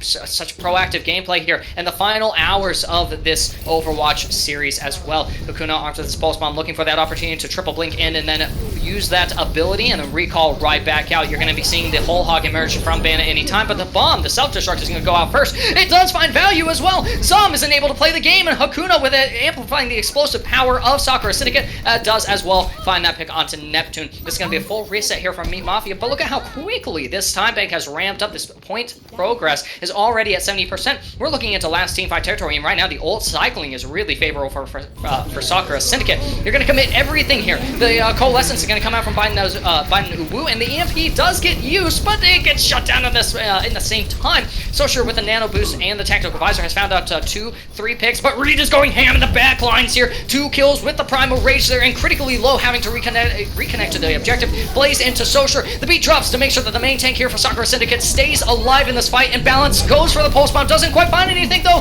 The whole hog is going to be utilized by Bandit, and Soshur goes down in the process as well. Mira and Mudkip are cleaning up the point, which has racked up into 99%. The overtime wick is triggered. It's burning away very quickly, as well as the hopes that we might get a grab off from Neptune. The first point is going to go to Sakura Syndicate here, leading now in Nepal. This is excellent. They need to take a little bit of control back over the series, and this is the stage to do it in. This is the map to make it happen. As we head off into Nepal's Sanctum from the Shrine, we might see a different look emerge from either of these squads. But right now, Sakura Syndicate sticking to their guns, staying true to the six-man composition, is going to be looking to utilize that mobility, those hard engagements, to find that pick, find those lethal instances of damage. And as we've been saying all series long, they're going to force Meat Mafia into their game. But Meat Mafia, they've got a little bit of an edge here. Sosher on the Reaper, with a lethality demonstrated over the course of this series on a myriad of DPS heroes. It's going to be looking to equalize the playing field here in terms of the DPS. Definitely going to be looking to shut down Hakuna and Browntown as well. There's the fight already breaking out. Reed dropping the bubble and getting plenty of damage off with that Tesla cannon. Look at that, 40% to that Primal Rage, which we'll see come out any moment now. Neptune as well is hacked. Browntown finding a little bit of value there, but the point is being controlled here by Meat Mafia. You're going to have an emergence from the Horseshoe, as we call from Sakura Syndicate, but a hack on a 9 Mudkip slows things down. Ultimately, the Primal Rage is going to be used in the interest of controlling this point first, winning this first point, and what a time to do it as well when the point was almost fully captured there by Meat Mafia. By Nuwu, however, using the Coalescence, and I'm sorry, that was actually Big Ouch using the Coalescence, going down to the process to the Pulse Bomb from Hakuna, who finds a second blow as well. Reed is down, but it doesn't matter. The point has been captured, and it's captured by Sakura Syndicate, who maintain control over this objective, and hopefully control over this map as well. We want to see more Overwatch, and they want to stay in it as well. You're going to have the Blossom from Sosher. It charged really, really quickly. In fact, a little bit faster than some of these other DPS ultimates as well. Hakuna has already used the Pulse Bomb, but you do have Balance and Browntown building up slowly but surely towards that EMP. A hard engagement onto the objective here from Meat Mafia means that it's time to come to the objective, or maybe forfeit it entirely. Not sure what Sakura Syndicate was looking to do there, but they're looking to win the fight after it has begun. There's the Goomba Stomp from Mayan Mudkip onto Sosher. That's going to deny any potential value that you could have gotten out of that Death Blossom, and the beat is there, but it quickly canceled out. Double EMPs from both sides, and it looks like 3 targets hacked on each, including Balance, who wasn't able to do anything there after that. Hakuna, it goes down, I think falling to their own Pulse Bomb, and the self-destruct is lobbed into the Horseshoe there by Maya 9 Mudkip, but they get booped off by the Primal Rage from Neptune. It's all fun and games here, and a lot of chaos as well as the Death Blossom comes out from Sosher, but not really to any value. They had already found the final blow onto Mira and are looking to do more damage onto Reed. For now, Meat Mafia controls this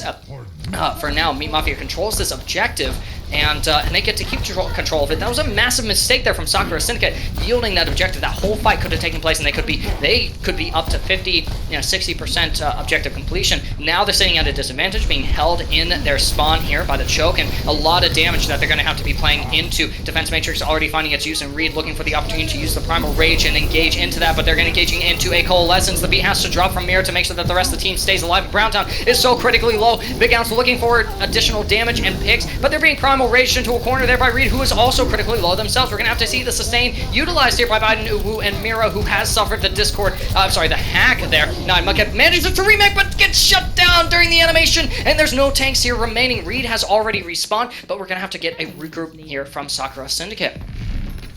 Doesn't mean that we don't have tools of the trade to help us win this fight. Next, you're going to have the Coalescence and the Pulse Bomb from Bainuwu and Hakuna, respectively, as well as the bomb, hopefully coming up soon by 9 Mudkip. But the misuse of the bomb earlier means that Bandit now holds the advantage in this Diva battle. Sosher uses the Wraith form to connect onto the main tank Reed for Sakura Syndicate. The bomb from Bandit goes over the objective, and the beat has been dropped as well from Zom. There's the Death Blossom, but it gets hacked. Beautiful response from Browntown, who's going to be using the EMP any moment now, yeah, but it only connects onto Neptune, which means that there's just no jumping, but there's still a lot of health and a lot of damage from this Primal Rage.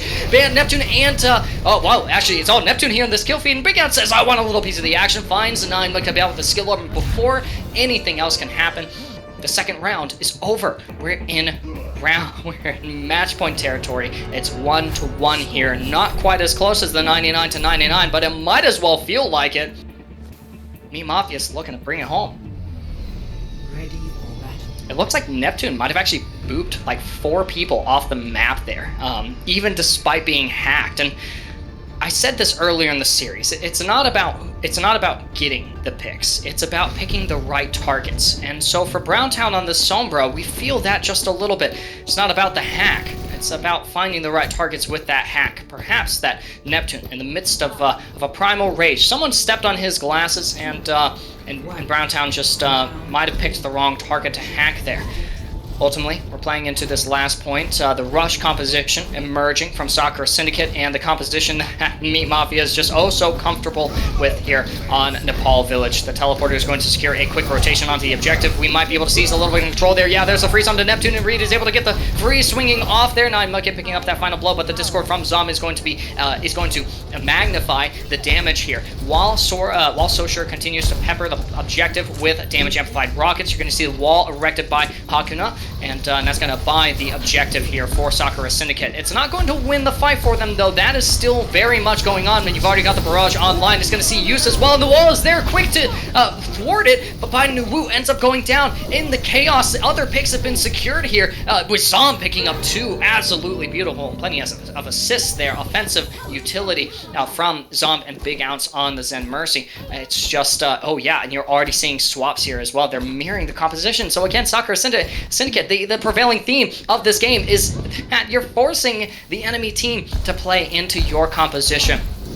Ultimately, it's going to be a battle of supremacy in the skies here for Browntown and Soshur both. They're looking for picks on each other, but they also want to help win the ground war here, which is going to be sustained by Mira and Big Ounce as well. For now, it's just kind of a poke phase. Nothing quite happening yet, but a pile drive onto Neptune there from Greed will help Nine Mudkip find that final blow. Balance looking for additional damage as well, but critically low, and ultimately taken out by Hakuna as well. Browntown has, however, lost the battle in the skies there, and Mira might have to look for a res, but the fight might have already been won, especially since you're seeing support ultimates from Meat Mafia, both of them being used here. The Transcendence and the Valkyrie both come out, and the bomb is lobbed into the mid lines of Meat Mafia from Sakura Syndicate, and they find Zom out as well.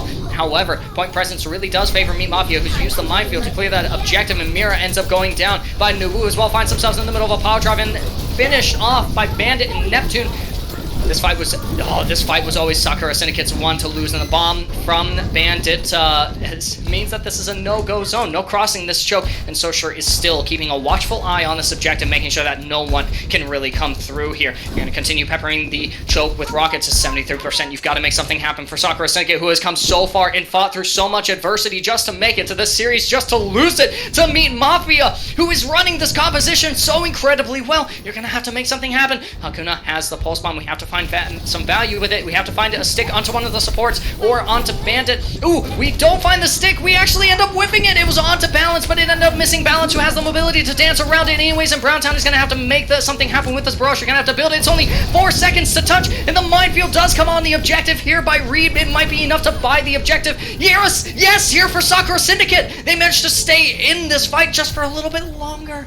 16% and building up, but you're playing into a couple of ultimates, including the barrage and the minefield, the pulse bomb. So much explosive damage going to be coming out from Meat Mafia, and Bandit has just respawned. It's going to be another quick engagement here because of just the mobility, the speed, the disruption of this composition that Meat Mafia is running. There's another minefield from Neptune onto the objective, but it might have been a little bit too early. Neptune and Reed both going a little bit low, but really Neptune looks a little worse off. Oh, what? Browntown ends up going down to the barrage from Soshur. That's never something that you want to see happen when you're playing Pharah and you're playing into that Mirror. However, it's a trade. Neptune has been fouled out, but Mira is out as well. The pulse bomb finding value, and the Transcendence as well. Forced out of Biden Nuwu, but not in time to save the mech from 9 Mudkip. They're just gonna have to spam pistol damage into there. It's swingable though. Hakuna finds the pulse bomb kill onto Zom, and Biden Nuwu has to clean up the fight. It's a battle of the baby divas here, and 9 Mudkip is the loser in that engagement. It's only 2 targets remaining here. Hakuna has already been forced. The recall is out, and now we finally have a reconnection here by the pharmacy from Sakura Syndicate. It's 69% and counting. Nice, and it might be winnable here for Sakura Syndicate. They need to win this round. They need to keep the series alive. Their playoff hopes, the championship dreams of the inaugural season of Inspire Esports is still here. It's still possible.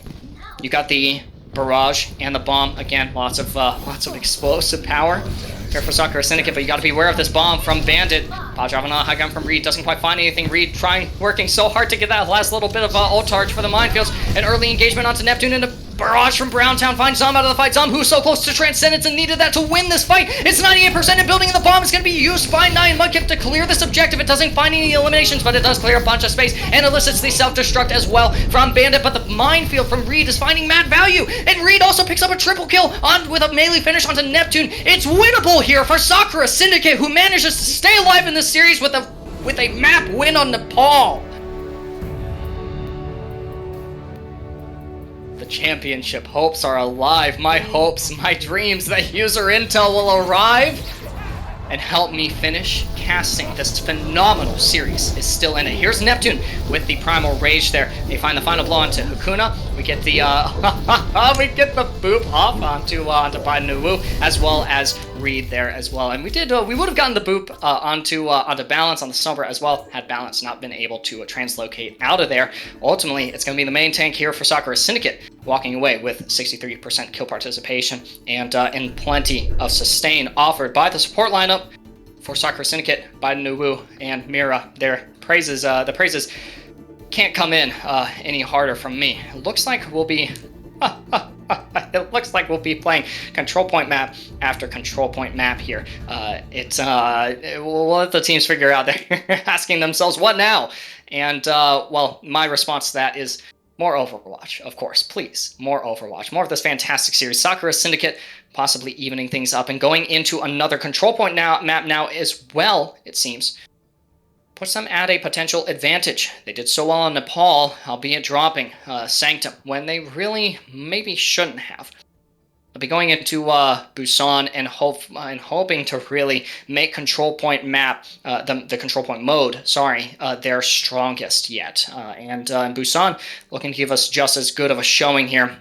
Busan puts them at a little bit of an advantage and a disadvantage. The nature of downtown and of Sanctuary in particular is going to be pretty favorable for the compositions that both teams are wanting to run. For now, it's a it's a battle of who demonstrates better mastery over their respective composition. We are going to go to a short break, and when we come back, we'll be able to see how Busan plays out. Don't go anywhere, because I'm not going anywhere. We'll be right back after a short break.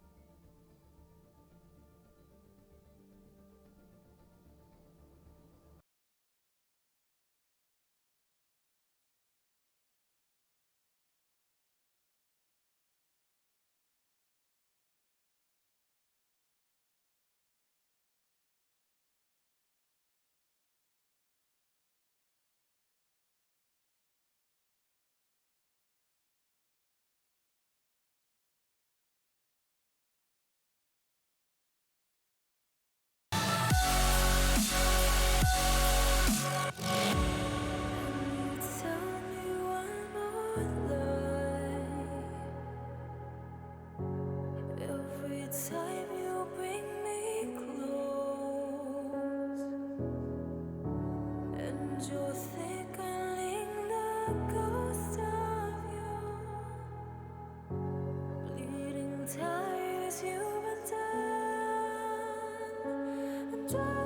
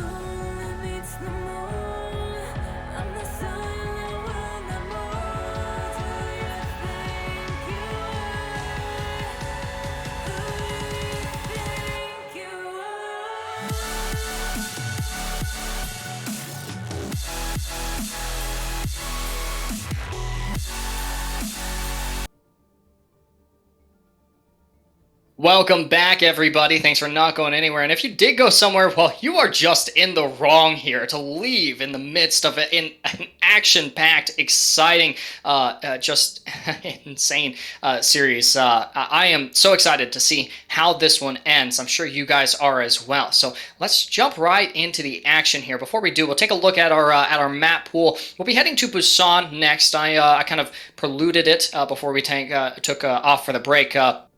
we'll be heading into our next control point map, and if things go the way of Sakura Syndicate, then we'll end up going to another control point map. Then I'll let you guys guess if it's going to be Oasis or Ilios, and that's not going to be a hard guess to make.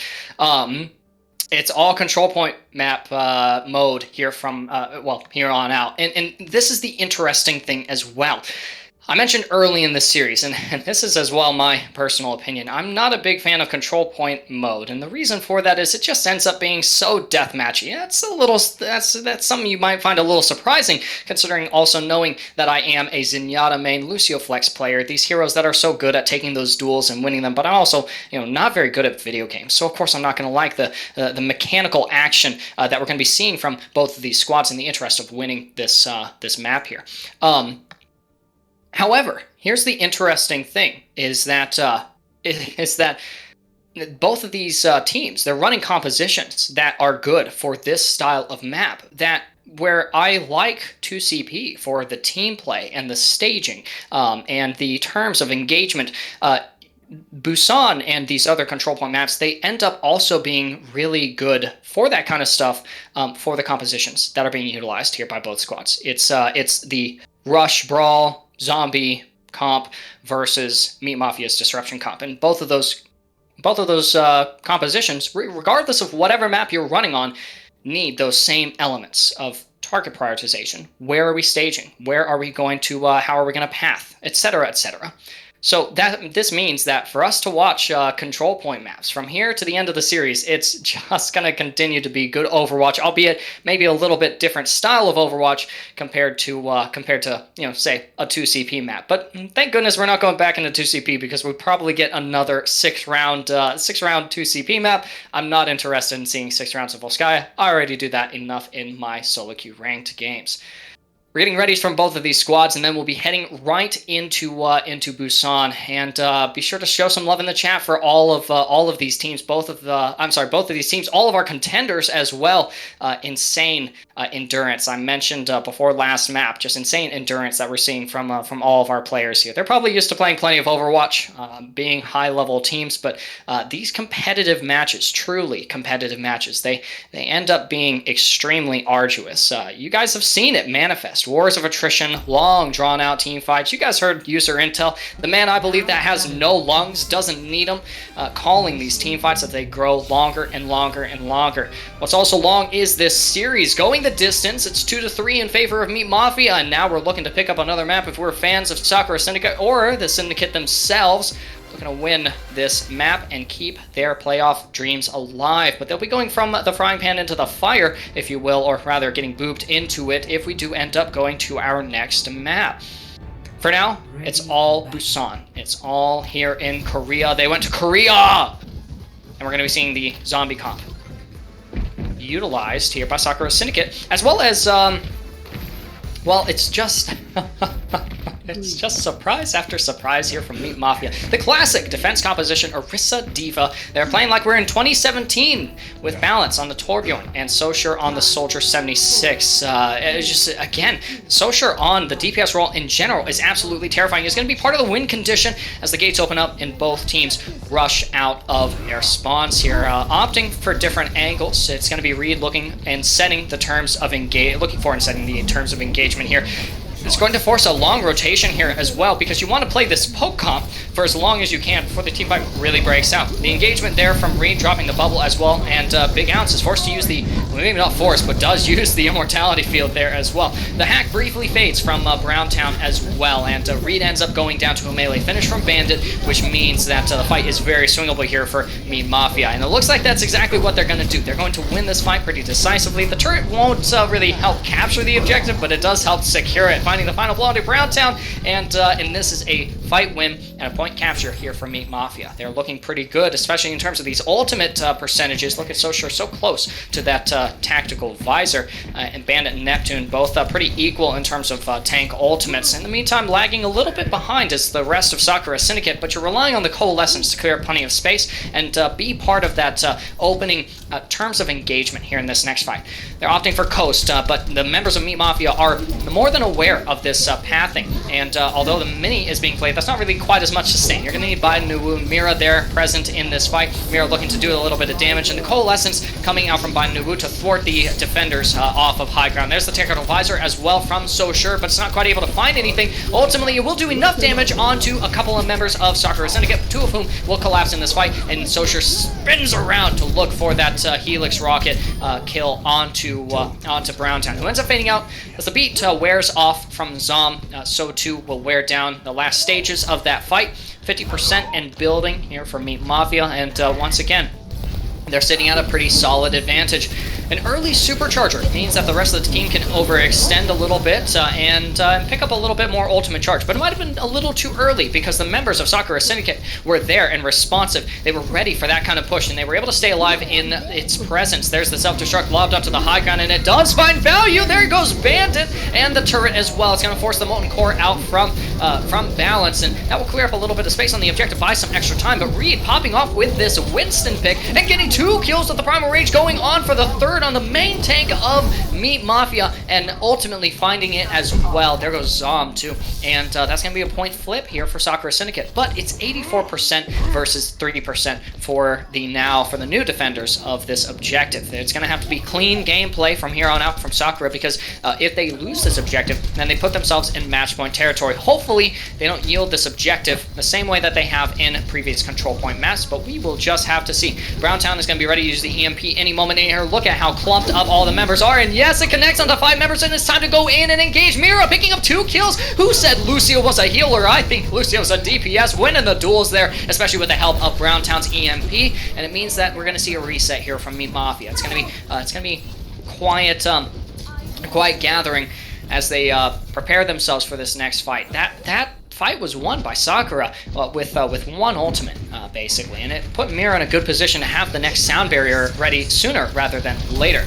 Tactical Visor from So Sure will maybe find a little bit of damage, but certainly no eliminations, and Hakuna is ready to find a stick with that Pulse Bomb. Turret on the off angle here as the Coalescence come out. There's the stick from Hakuna, but it connects onto the Baptiste, who has the Immortality Field there. Big Ounce erecting the Amplification Matrix, which So Sure takes proper advantage of. The point is being captured, but not fully here by Meat Mafia. Ultimately, they will seize control of this objective through sheer point presence and overwhelming damage. Hakuna trying to stay in it to win it for as long as possible. Remember, this is the last team fight territory here as the point flips over, and 85%, 15 seconds left to touch, and we're getting respawns just now from Mira and Hakuna. It's going to have to be a touch from the rest of the team. Hakuna will have to use the blinks to get out of spawn because it's 8 seconds until this next team fight breaks out.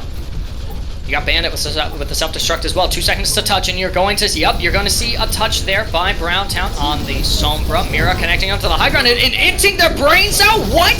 Browntown ends up going down as well, and the Tactical Visor its damage will be amplified by the supercharger on the high ground. Now Mliket manages to throw the bomb onto point and clears it of balance, but balance was not necessary for Meat Mafia to win this first round. They pick up downtown. Now we're going to be going to either Sanctuary or Mecha Base. Remember, Meat Mafia only need to win 1 more round to call this a series, to be the grand champions, the winners of this matchup, and the winners of the inaugural season here for Inspire Esports. For all those who are still watching and who somehow haven't gotten sick of my voice, at least not as sick of it as I have, congratulations, and congratulations to both these squads so far for making it all this way. We have a rush style brawl composition from both sides that are going to see use here on Mecha Base, exactly where we're headed next. Speed amplification from Mira and Zom both, but the point might actually get achieved here by So Sure's teleporter. The fight is going to be really quick to break out, and space created there on the side of Meat Mafia. Always starts to see those fire strikes eaten as well, but really nice responsive use of the defense matrix from both of the divas on both sides. Ultimately, Browntown ends up going down. Neptune finding first blood and calling the team fight, a team fight, as the wall comes up separating Sakura Syndicate from their escape route. They're going to be sent back to spawn and forced to reset here. This is looking very similar to the previous map. They've got to figure out what their win condition is, and part of it might be putting Browntown on the Mei. It's always the Mei. Running the funny icicle hero here on maps like these means that Reed and Neptune are playing at a natural disadvantage. That's the disadvantage that Balance and Browntown are both looking to exploit. There's the teleporter as well to make sure that any rotations are really quick, but look at that rotation onto the objective, so straight to point here, and the Shatter comes out in response to the Amplification Matrix, which is also coming out from Biden Uwu. You have the shield suffering here, and Neptune really didn't know where to play, although the Photon Barrier from Soshur might mean that things are stabilizable here for Meat Mafia, but they're not going to win the point off of it. A Blizzard on the objective actually misses the team entirely, and Sakura will still alive. Hakuna finds the sun. Soshur and Balance are both out of that fight. That was a really good fight for Sakura Syndicate. They're playing into a couple of ults, and you've also forced Soshur off of the Symmetra and onto the Cole Cassidy as well. Sounded like someone took some damage there, and it looks like Sakura Syndicate is looking to take a really quick fight.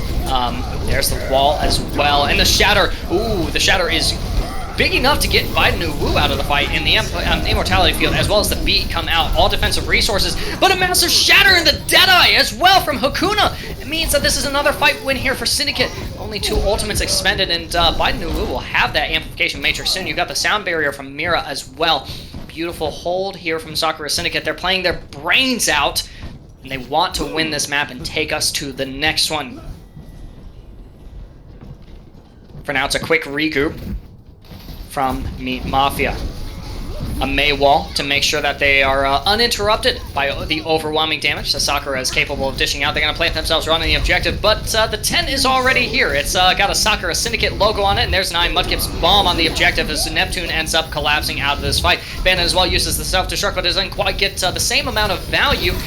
Both Immortality Fields have been expended, but the blood is all shed here on the side of Meat Mafia. It looks like, oh no, Big Outs got booped off by Nyan Mudkip's boosters, and that's a triple or quadruple kill for the off-tank player for Sakura Syndicate, meaning that life is still here, and the blood is still boiling here from the now defending team of this objective coming into last fight. You've got the Amplification Matrix from both sides, as well as another High Noon, which Hakuna wants to get first draw of. There's the Ice Wall and the Amp Matrix over the objective, and under it as well. Nyan Mudkip suffers so much damage as the point flips because you want to control this high ground. There's the High Noon from Hakuna, the Deadeye drawing nothing. Unfortunately, no cards here for Hakuna's deck, and finally you're going to have to get a meat of the objective, it all breaking out here. Another Deadeye from Soshur doesn't quite find anything either, so right now it's just normal picks with normal abilities, and right now that all favors Meat Mafia here, not only seizing control of the objective, but also pace of the game and winning this fight pretty decisively, pretty quickly. They ended up expending only the, oh no, there goes Browntown. You didn't want to stagger there. You didn't even want to play for ultimate charge because point was captured by Meat Mafia. You just want a quick reset with the rest of the team. Look at that. Browntown is going to be converged upon there by Neptune, looking to clear out the space and make sure that no one is able to cross this territory. Neptune, who also has the Shatter, knows that Reed has it as well. There's the Shatter and the counter, but nothing finds anything here, and you're going to have to see the high ground yielded by Meat Mafia as the point breaks out on the objective. Balance is taken out of the fight, and the self-destruct goes out over, but the wall from Browntown ends up possibly blocking some of that line of sight, denying some of that value. However, Nyan Mudkip doesn't need the self-destruct to get value. They're finding it normal, and Biden Uwu ends up compensating here, finds their mirror matchup in Big Outs as Hakuna does go down, but that doesn't really matter. A Maywall from Browntown carefully placed there as the Blizzard comes out over the objective here from Balance. It looks like it doesn't quite stick though. It was eaten by Nyan. A beautiful use of the defense matrix, and they're also going to defense matrix. Well, they're going to ice wall actually. The Deadeye from Soshur, who wasn't able to find a way around this wall. As the Amplification Matrix comes out over point, the self-destruct is used as well. Browntown goes down, but Nyan Mudkip has found the picks here. Hakuna also getting Bandit with the Deadeye in the midst of that self-destruct. Oh man, the series gets closer and closer and closer. Sakura Syndicate 100% winning that round to 99 on the side of Meat Mafia. It's so close here for both these teams. Meat Mafia wants to win it and call it a night, and Sakura says, keep us in it. We've worked so hard to get here. We are the lower ranked team on average as well, but we've got someone on the leaderboards for all of the categories, and Hakuna, who is popping off for this squad as well. Ultimately, it comes down to a brawl on Sanctuary here, and this is this is, I think, one of the more despised maps in the Overwatch community. It's I don't think that's a lukewarm take at best. And you're going to see the double shield used here to control as much of the map as possible. So sure with the legs on the on Soldier 76, looking to do that early scouting and also see if there's some poke damage that we can secure here. Ultimately, point is going to be controlled, and Meat Mafia will find themselves present on the objective, and a contest from Sakura Syndicate, making sure that we don't yield early objective progress to Meat Mafia and give them the advantage. There's an early immortality field as well out from Biden Uwu. It doesn't really keep anyone alive because no one was taking lethal instances of damage, and Hakuna is looking to do hefty amounts of damage, which they do end up doing, and get balance out of that fight. There's another immortality field from Big Ounce, quickly eliminated, destroyed there, and now an amplification matrix is going to send the forces of Meat Mafia on the run off of this objective, and finally possibly yield it to Sakura Syndicate. But the tactical visor from Socher means that they don't want to yield this so easily, but Big Ounce is already eliminated, and the only healing is going to come from Zom, who has the sound barrier, is going to use it. Yeah, there it goes. Let's break it down, is what Zom is saying as they continue to keep their team alive in this fight. However, the picks here are favoring currently Sakura Syndicate. Nine Mudkip finds the main tank of Meat Mafia, and it looks like things are going to go the way of the Syndicate for now. They maintain control of this objective, and they forced out quite a bit of resources out from Meat Mafia as well, which is absolutely the call. Although Meat Mafia wanted to stay in it, use that sound barrier to keep them alive, now they can actually swap off onto some heroes that might favor them a little bit more. Balance on the Mei is an interesting call here, but you've got Zom on the Zenyatta, which I always love to see. But they're playing into 4 ultimates here on the side of Sakura Syndicate. There's Balance looking for some cheeky right-clickies, as I call them, deal some lethal damage. And the Bongo and the Supercharger, the Supercharger and the M-Matrix for both sides. Groundtown uses the Bongo and the Gravitic Flux to find the High Noon pick onto Socher, and the Supercharger and M-Matrix for Meat Mafia comes up as well. Point is still being controlled, though, by Sakura Syndicate, who are maintaining their presence on this objective. They use the M-Matrix and the Advisor to do lethal damage onto these shields, and ultimately get Zom out of the fight as well. Things are looking pretty stabilizable here for Sakura Syndicate, but as Bandit comes in clutch with 2 eliminations, things might swing in the favor of Meat Mafia. The Immortality Field has also been expended by Big Ounce, so things might be winnable here for Sakura Syndicate if they can stay alive and get these picks out, but point presence, man advantage is going the way of Meat Mafia. They're staying in it, and they're staying on it, even though point is still racking up percentage for the Syndicate. Ultimately, the fight will resolve, so too will the point flip in the favor of Meat Mafia. Finally start building some of that objective progress in a good place to win that fight as well. 63% guarantees you maybe a fight and a half, maybe 2 fights. Now, if the point flips back towards Sakura Syndicate, who has the Gravitic Flux, but not really anything else in the bank. It's a mirrored image here compared to last fight. All of the ultimate advantage favoring Meat Mafia as the Amplification Matrix denies the space here, and also achieves value. Hakuna and Nyan Mudkip, as well as Reed going down. Everyone on Sakura Syndicate just moved in front of the Amp Matrix and was like, just send us back to spawn. Let's regroup, reset, and come back into the next fight looking stronger than ever. That's what we were hoping for, but oh, look at Hakuna on this Hanzo as well. Tactical Visor deployed by Socher finds more picks. Meat Mafia is looking to shut out Sakura Syndicate. Browntown is just standing, not AFK, just waiting for the proverbial storm to subside here. The ultimates to be expended on the side of Meat Mafia, who still have more in the bank, by the way. The Supercharger is here, and so too is the Gravitic Flux, which finds its use, and also an elimination onto 9 Mudkip. Hakuno, however, on the off angle, secures Socher out of the fight. I said off angle, it's actually in the mid lines here for Sakura Syndicate, and the Amplification Matrix means that it's time to seize back a little bit of this map. In the process, though, the point has equalized in percentage. In fact, it's ramping up very quickly to 100 total completion. Reed does get Big Ounce out of the fight, which means the point presence to sustain here isn't going to, it's not going to be there for Meat Mafia. Looks like Sakura Syndicate is at an advantage as Neptune goes down. The Bongo sees use here from Reed, but I don't think we needed that. We just need to win the fight. Cryo form from Balance being utilized to secure a little bit of objective progress, and now we're not quite in last team fight territory. If the point flips back towards Meat Mafia, we're actually in stall territory if Meat Mafia manages to secure this objective back. Once again, ultimates on both sides going to be deployed here for, well, Boundtown has the High Noon. Mira is going to be using the Transcendence, hopefully in response to the Balance's Blizzard. There's the Gravitic Flux and the Supercharger coming out, as well as the Transcendence in response to those abilities from 9 Mudkip.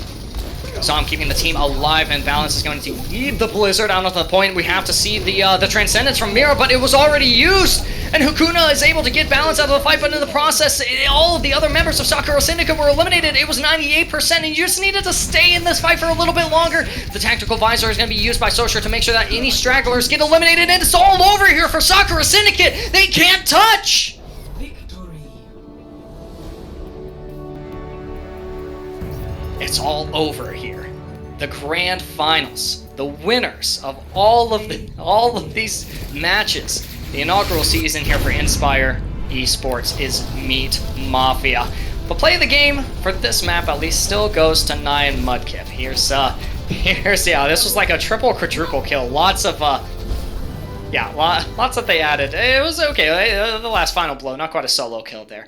And Mira and Bainuhu, again, I can't stop singing their praises in particular. Being a support player myself, I do look a lot at support heroes. That I do notice a lot, and that's just an insane amount of healing, an insane amount of kill participation in those fights from Mira as well.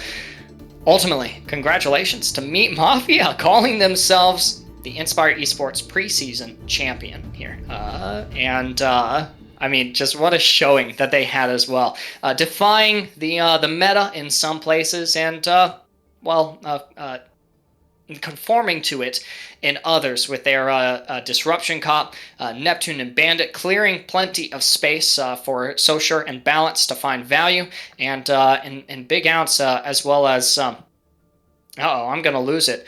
Well, the supports for Meet Mafia also doing... I've been saying both the supports' names right now, like all night tonight, but man, I mean, my brain is totally fried, and hopefully you guys are still alive out there to have seen this final match, this final map between both teams. Again, congratulations to Meet Mafia. They are the victors of the champions of the grand finals of Inspire Esports preseason.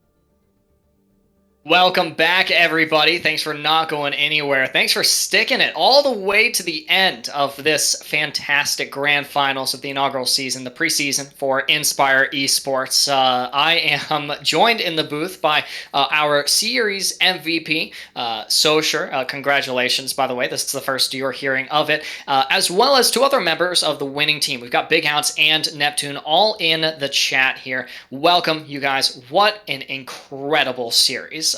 Leading 4-2 in that final map. How are you guys feeling? It's been a long night. Yeah, I'll take it. Listen, I'm feeling like I don't want to touch this game for the next 10 weeks or something. I want to go play Genshin.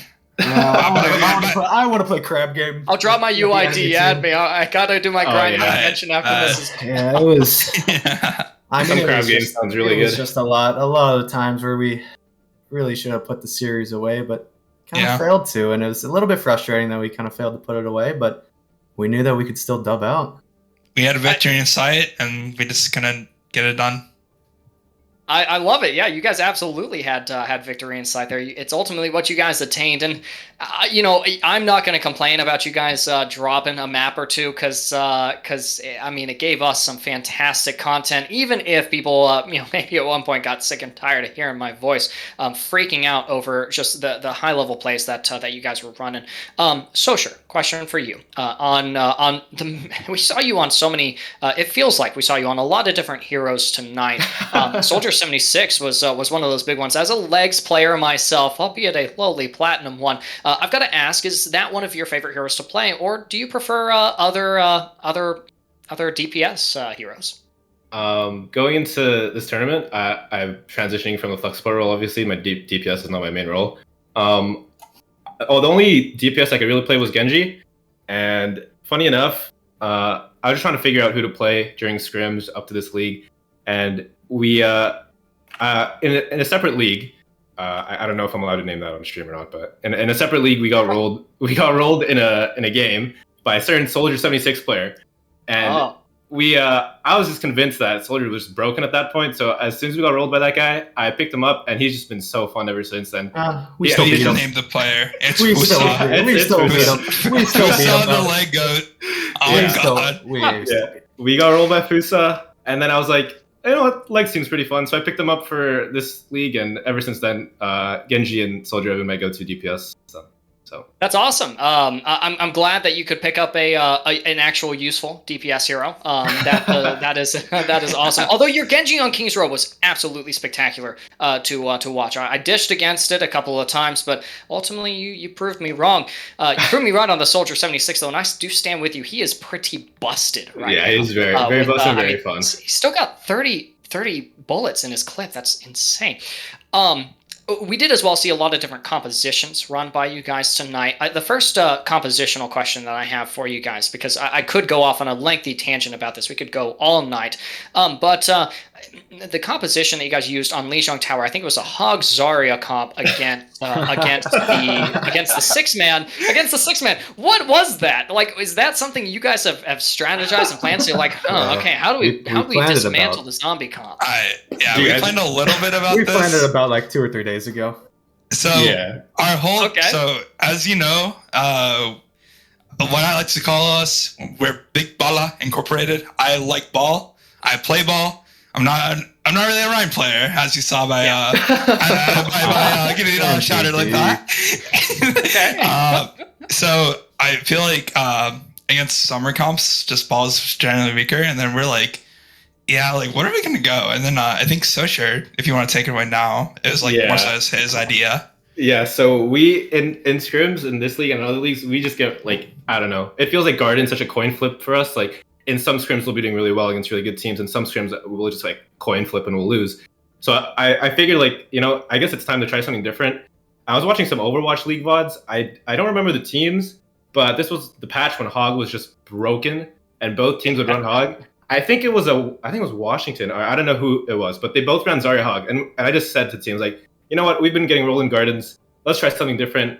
We have a Hog one trick ready to play Hog, which is Bandit. So I thought the comp fit perfectly. And that guy was reluctant. Yeah, he was reluctant to play Hog, even though he's a Hog one trick. And we played in scrims, we had a lot of fun, and it was actually like a good comp, like centered around like baiting the tanks and just kiting the tanks and stuff. And it ended up working out. So we're like, you know what, we'll just run in grand finals. I don't know if the enemy team will expect it, and I guess it worked out for us. Yeah, it did, and that was actually going to lead to my other question. You guys ran the disruption composition, the ball diva comp, quite a bit this evening. Ball comps, you mentioned this, Neptune. You're a ball player, because he's the perfect hero, and best hero. I want Zen is pretty good too. Where do you guys learn your strategies from? Is it from those Overwatch League VODs? Is it just coaches pulling strings in the background, analyzing VODs themselves, and then passing that wisdom on to you? Where do you guys get all of your resources on how to play the game, as well as you guys did tonight, particularly on that ball comp? Well, I wonder. I know a certain guy. He kind of goes by the name of Neptune. Okay. So yeah, he's a smart guy. It's pretty. Yeah. Okay. So my SR works out like kind of perfectly. I am a support player for pretty high SR. More so like Just say it, man. Like, it's so weird. So we all know you're high level players. Yeah, I made Contenders Trials as main support, and these guys were like my very first teammates, and they asked me like, "Hey yo, like obviously can't play support, but like you want to play any other roles?" And so I kind of just like teach them like, "Hey, these are pretty good comps. This is like my strengths, and like what's all of our strengths combined, you know?" And like when I like played on this team for main tank, like I just feel like one, my strengths aren't on main tank. I'm more of like an off tank, and like you saw, a ball player. So I don't really want to touch main tank, so I just like force ball, and like I feel like it's very strong, you know, and I just try to make our backline work with like what we're going against. Like if they're on double shield, go more like a spam backline. If they're on like the ball, switch it up, go like Briggs and stuff like Just that. let me you go know? Moira. Yeah. Yep. That's totally fair, and those Contenders games, they're fantastic learning experiences, for sure. Yeah. I'm sure you've had plenty of great close and not even like steamrolls as well that you guys have incurred, where you go back in the VODs and you're like, wow, there's a lot to learn from here. Interesting as well that you mentioned, kind of playing to your strengths there, and this is a sentiment that I'm sure you guys will resonate with. Where the real competitive Overwatch, you guys know it well here on Inspire Esports and in Contenders Trials as well. There's this expression that I think is so naive. It's that you're only as good as your weakest link. That's not quite the case, I think, for competitive Overwatch. Instead, you're elevated by your teammates, and I feel like I saw that really manifest in Meet Mafia tonight. To comment on that, I think it's just like two-thirds of this team is like a throwback team to like I think almost 3 years ago. Really? Yeah, wait, that's actually crazy. Yeah, like 3 years ago. Kind of crazy. Yeah, It's so a reunion. the other one player that's missing is Bandit. We were on a team 3 years ago, and then I guess everyone quit except for Bandit and Neptune because of double shield meta, and we quit for like a good year or so. But like 2/3 of this team, like we go back like a long time, and we played games other than Overwatch together, and like I don't know, we were just like basically a family, and I think that like helped us really like, I guess compared to a new team who has to like get through like learning how everyone plays and getting comfortable with everyone, we just kind of skip that step, and we just like all trust each other on their role, and like we're all trying our best, and I think like that really helped us improve and do well in like all these series and matches throughout the time. That is quite the luxury for, again, real competitive Overwatch. That's awesome. I'm glad that you were actually able to share that with us tonight. That because you're right. You play for a team. There has to be the team sentiment there as well. There has to be that trust. There has to be that elevation of each other at all times. But also at the end of the day, we're also playing a video game. It's all about having fun. I'm sure that we all had fun tonight and over the course of this series and many, many other series in the regular preseason as well. Thank you guys so much. Before you guys head out for tonight for some well-earned rest and some Genshin Impact grinding. Yeah, so I was about to say that. You can't, dude, I gotta see my waifus. On God. Do do you have any shout-outs? Anything that you need the world to know after that ridiculous series? Bandit better be MVP. Bandit better. Bandit the better. You guys got any shout outs or Shout out Nah. Cactus. Cactus? Okay, well, I'm gonna shout out like all Shout the out Kid Ghost. Beep, boop. yeah, Kid Ghost. Yeah, I want to shout out like all the people that came like in chat. I don't know if you guys are reading chat. There's a lot of guys like typing my name. These guys are like all my friends in like this really big Discord. I want to thank all of them for coming out and supporting, and yep, everyone who came and watched, and also my girlfriend is watching stream too. So yeah. Dude, stop tearing up. Stop. I'm not tearing up, man. I hear it. He's crying. That's me, guys. Yeah, kind of. Thank you guys. Thank you guys so much for joining us. Congratulations as well on your series, when your championship status of the Inspire Esports preseason. You guys are free to go. Go get some rest. Go grind Genshin Impact, and hopefully we'll see you guys return for season 1. Thanks, Yes, sir. See you, man. That's all the Overwatch gameplay that we've got for you guys tonight, but we're not quite finished yet. The people have spoken, and you guys have been waiting on the edge of your seats to learn who the season MVP is. Well, now is as good a time as ever to unveil it to you guys. If we can go to the screen here, we're going to be taking a look at our season MVP is none other than Swanky Pants themselves. Final blows, 9.17. Deaths average per 10 is 7.13. That's still fewer deaths than I normally get on the DPS roll, and 8.9k hero damage done as well over the course of 10 minutes. And we've actually got Swanky in the booth with us. What is going on, man? Congratulations on your season MVP. Again, the people have spoken. They voted you, but why? I'm like half awake right now. Joey DM'd me to get on my PC. I have no pants on. I'm cold. Okay. I think it's just because, I don't play DPS, but I feel like I did pretty good. Yeah. Kind of steamrolled some people on the J Silly. I think that's why they chose the hero. That's always quality content. I'm really sad that I was the only one on Legion who made it to the role star list, MVP list. Because we all came in on off rolls except for one of us. Yeah. We did it not to like stomp on people. We did it to like just have fun, learn new roles and whatnot. And ultimately, I guess I was the best one in that, even though I really do think everyone else on Legion did really well in the roles. Yeah, absolutely. North is one of those who did pretty well on the roll. In fact, leading in deaths average per 10 and in the top 5 for damage done. Is North the one that you would elect as the season MVP, or would it go to someone on an entirely different team, or do you just want to selfishly hoard this title and say, nah, that season MVP, it is all mine? I think I gotta hoard it.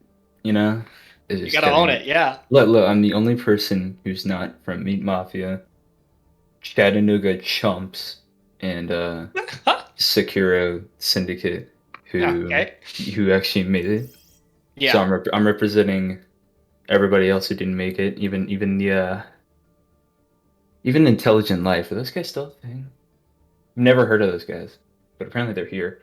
But honestly, I think I'd say I did a pretty good job on my worst role, but I did pretty good. Yeah, no, 100%. It's because I was looking at the power rankings, and it was for me looking at your position on there, and I was like, oh, hey, this is kind of like rising from the ashes. Rising, it just being one of the regular players and being elected to this position. It's you're absolutely right. You got to own it. So I love it. I love that response. Thanks for joining us on such short notice, there, Spanky. Go ahead. I also just want to give a huge shout out to you because you were solo casting for like an hour. Goated. I'll be honest. It's easy to do when I've got such fantastic players to watch. I appreciate that. I'm already seeing the general chat light up with a lot of love for me and also love for you, Swanky. And on that topic, is there anything that you want the world to know? Any shout outs? We got to follow you on Twitter, Twitch, the YouTube. Let's see. What do we got to know? Twitch.tv/swankypants, 3 Ys, 3 Ss. I stream once in a blue moon, but that'd be pretty dope if you could drop a follow, drop a prime sub. I'm also really cold, so if anyone could give me a blanket, that'd be really nice. I think for season MVP, I think we can afford to send one your way. Can we partner with like a blanket making company like Khan's Cables, but it's like it begins with a B. It begins with balances blankets. We'll get a we'll get a Snuggie sponsorship and send something your way there, Swanky. Sweet. Thank you so much for joining us. Congratulations on your nomination for season MVP. Yeah, own it, and hopefully we will see you in season 1 as well. You have a great rest of the night. Go warm up, Swanky. Yeah, I'm gonna go to sleep. I got psychology tomorrow. Oh yeah. I got that class gets really hard as well. It's one of those gatekeeping courses.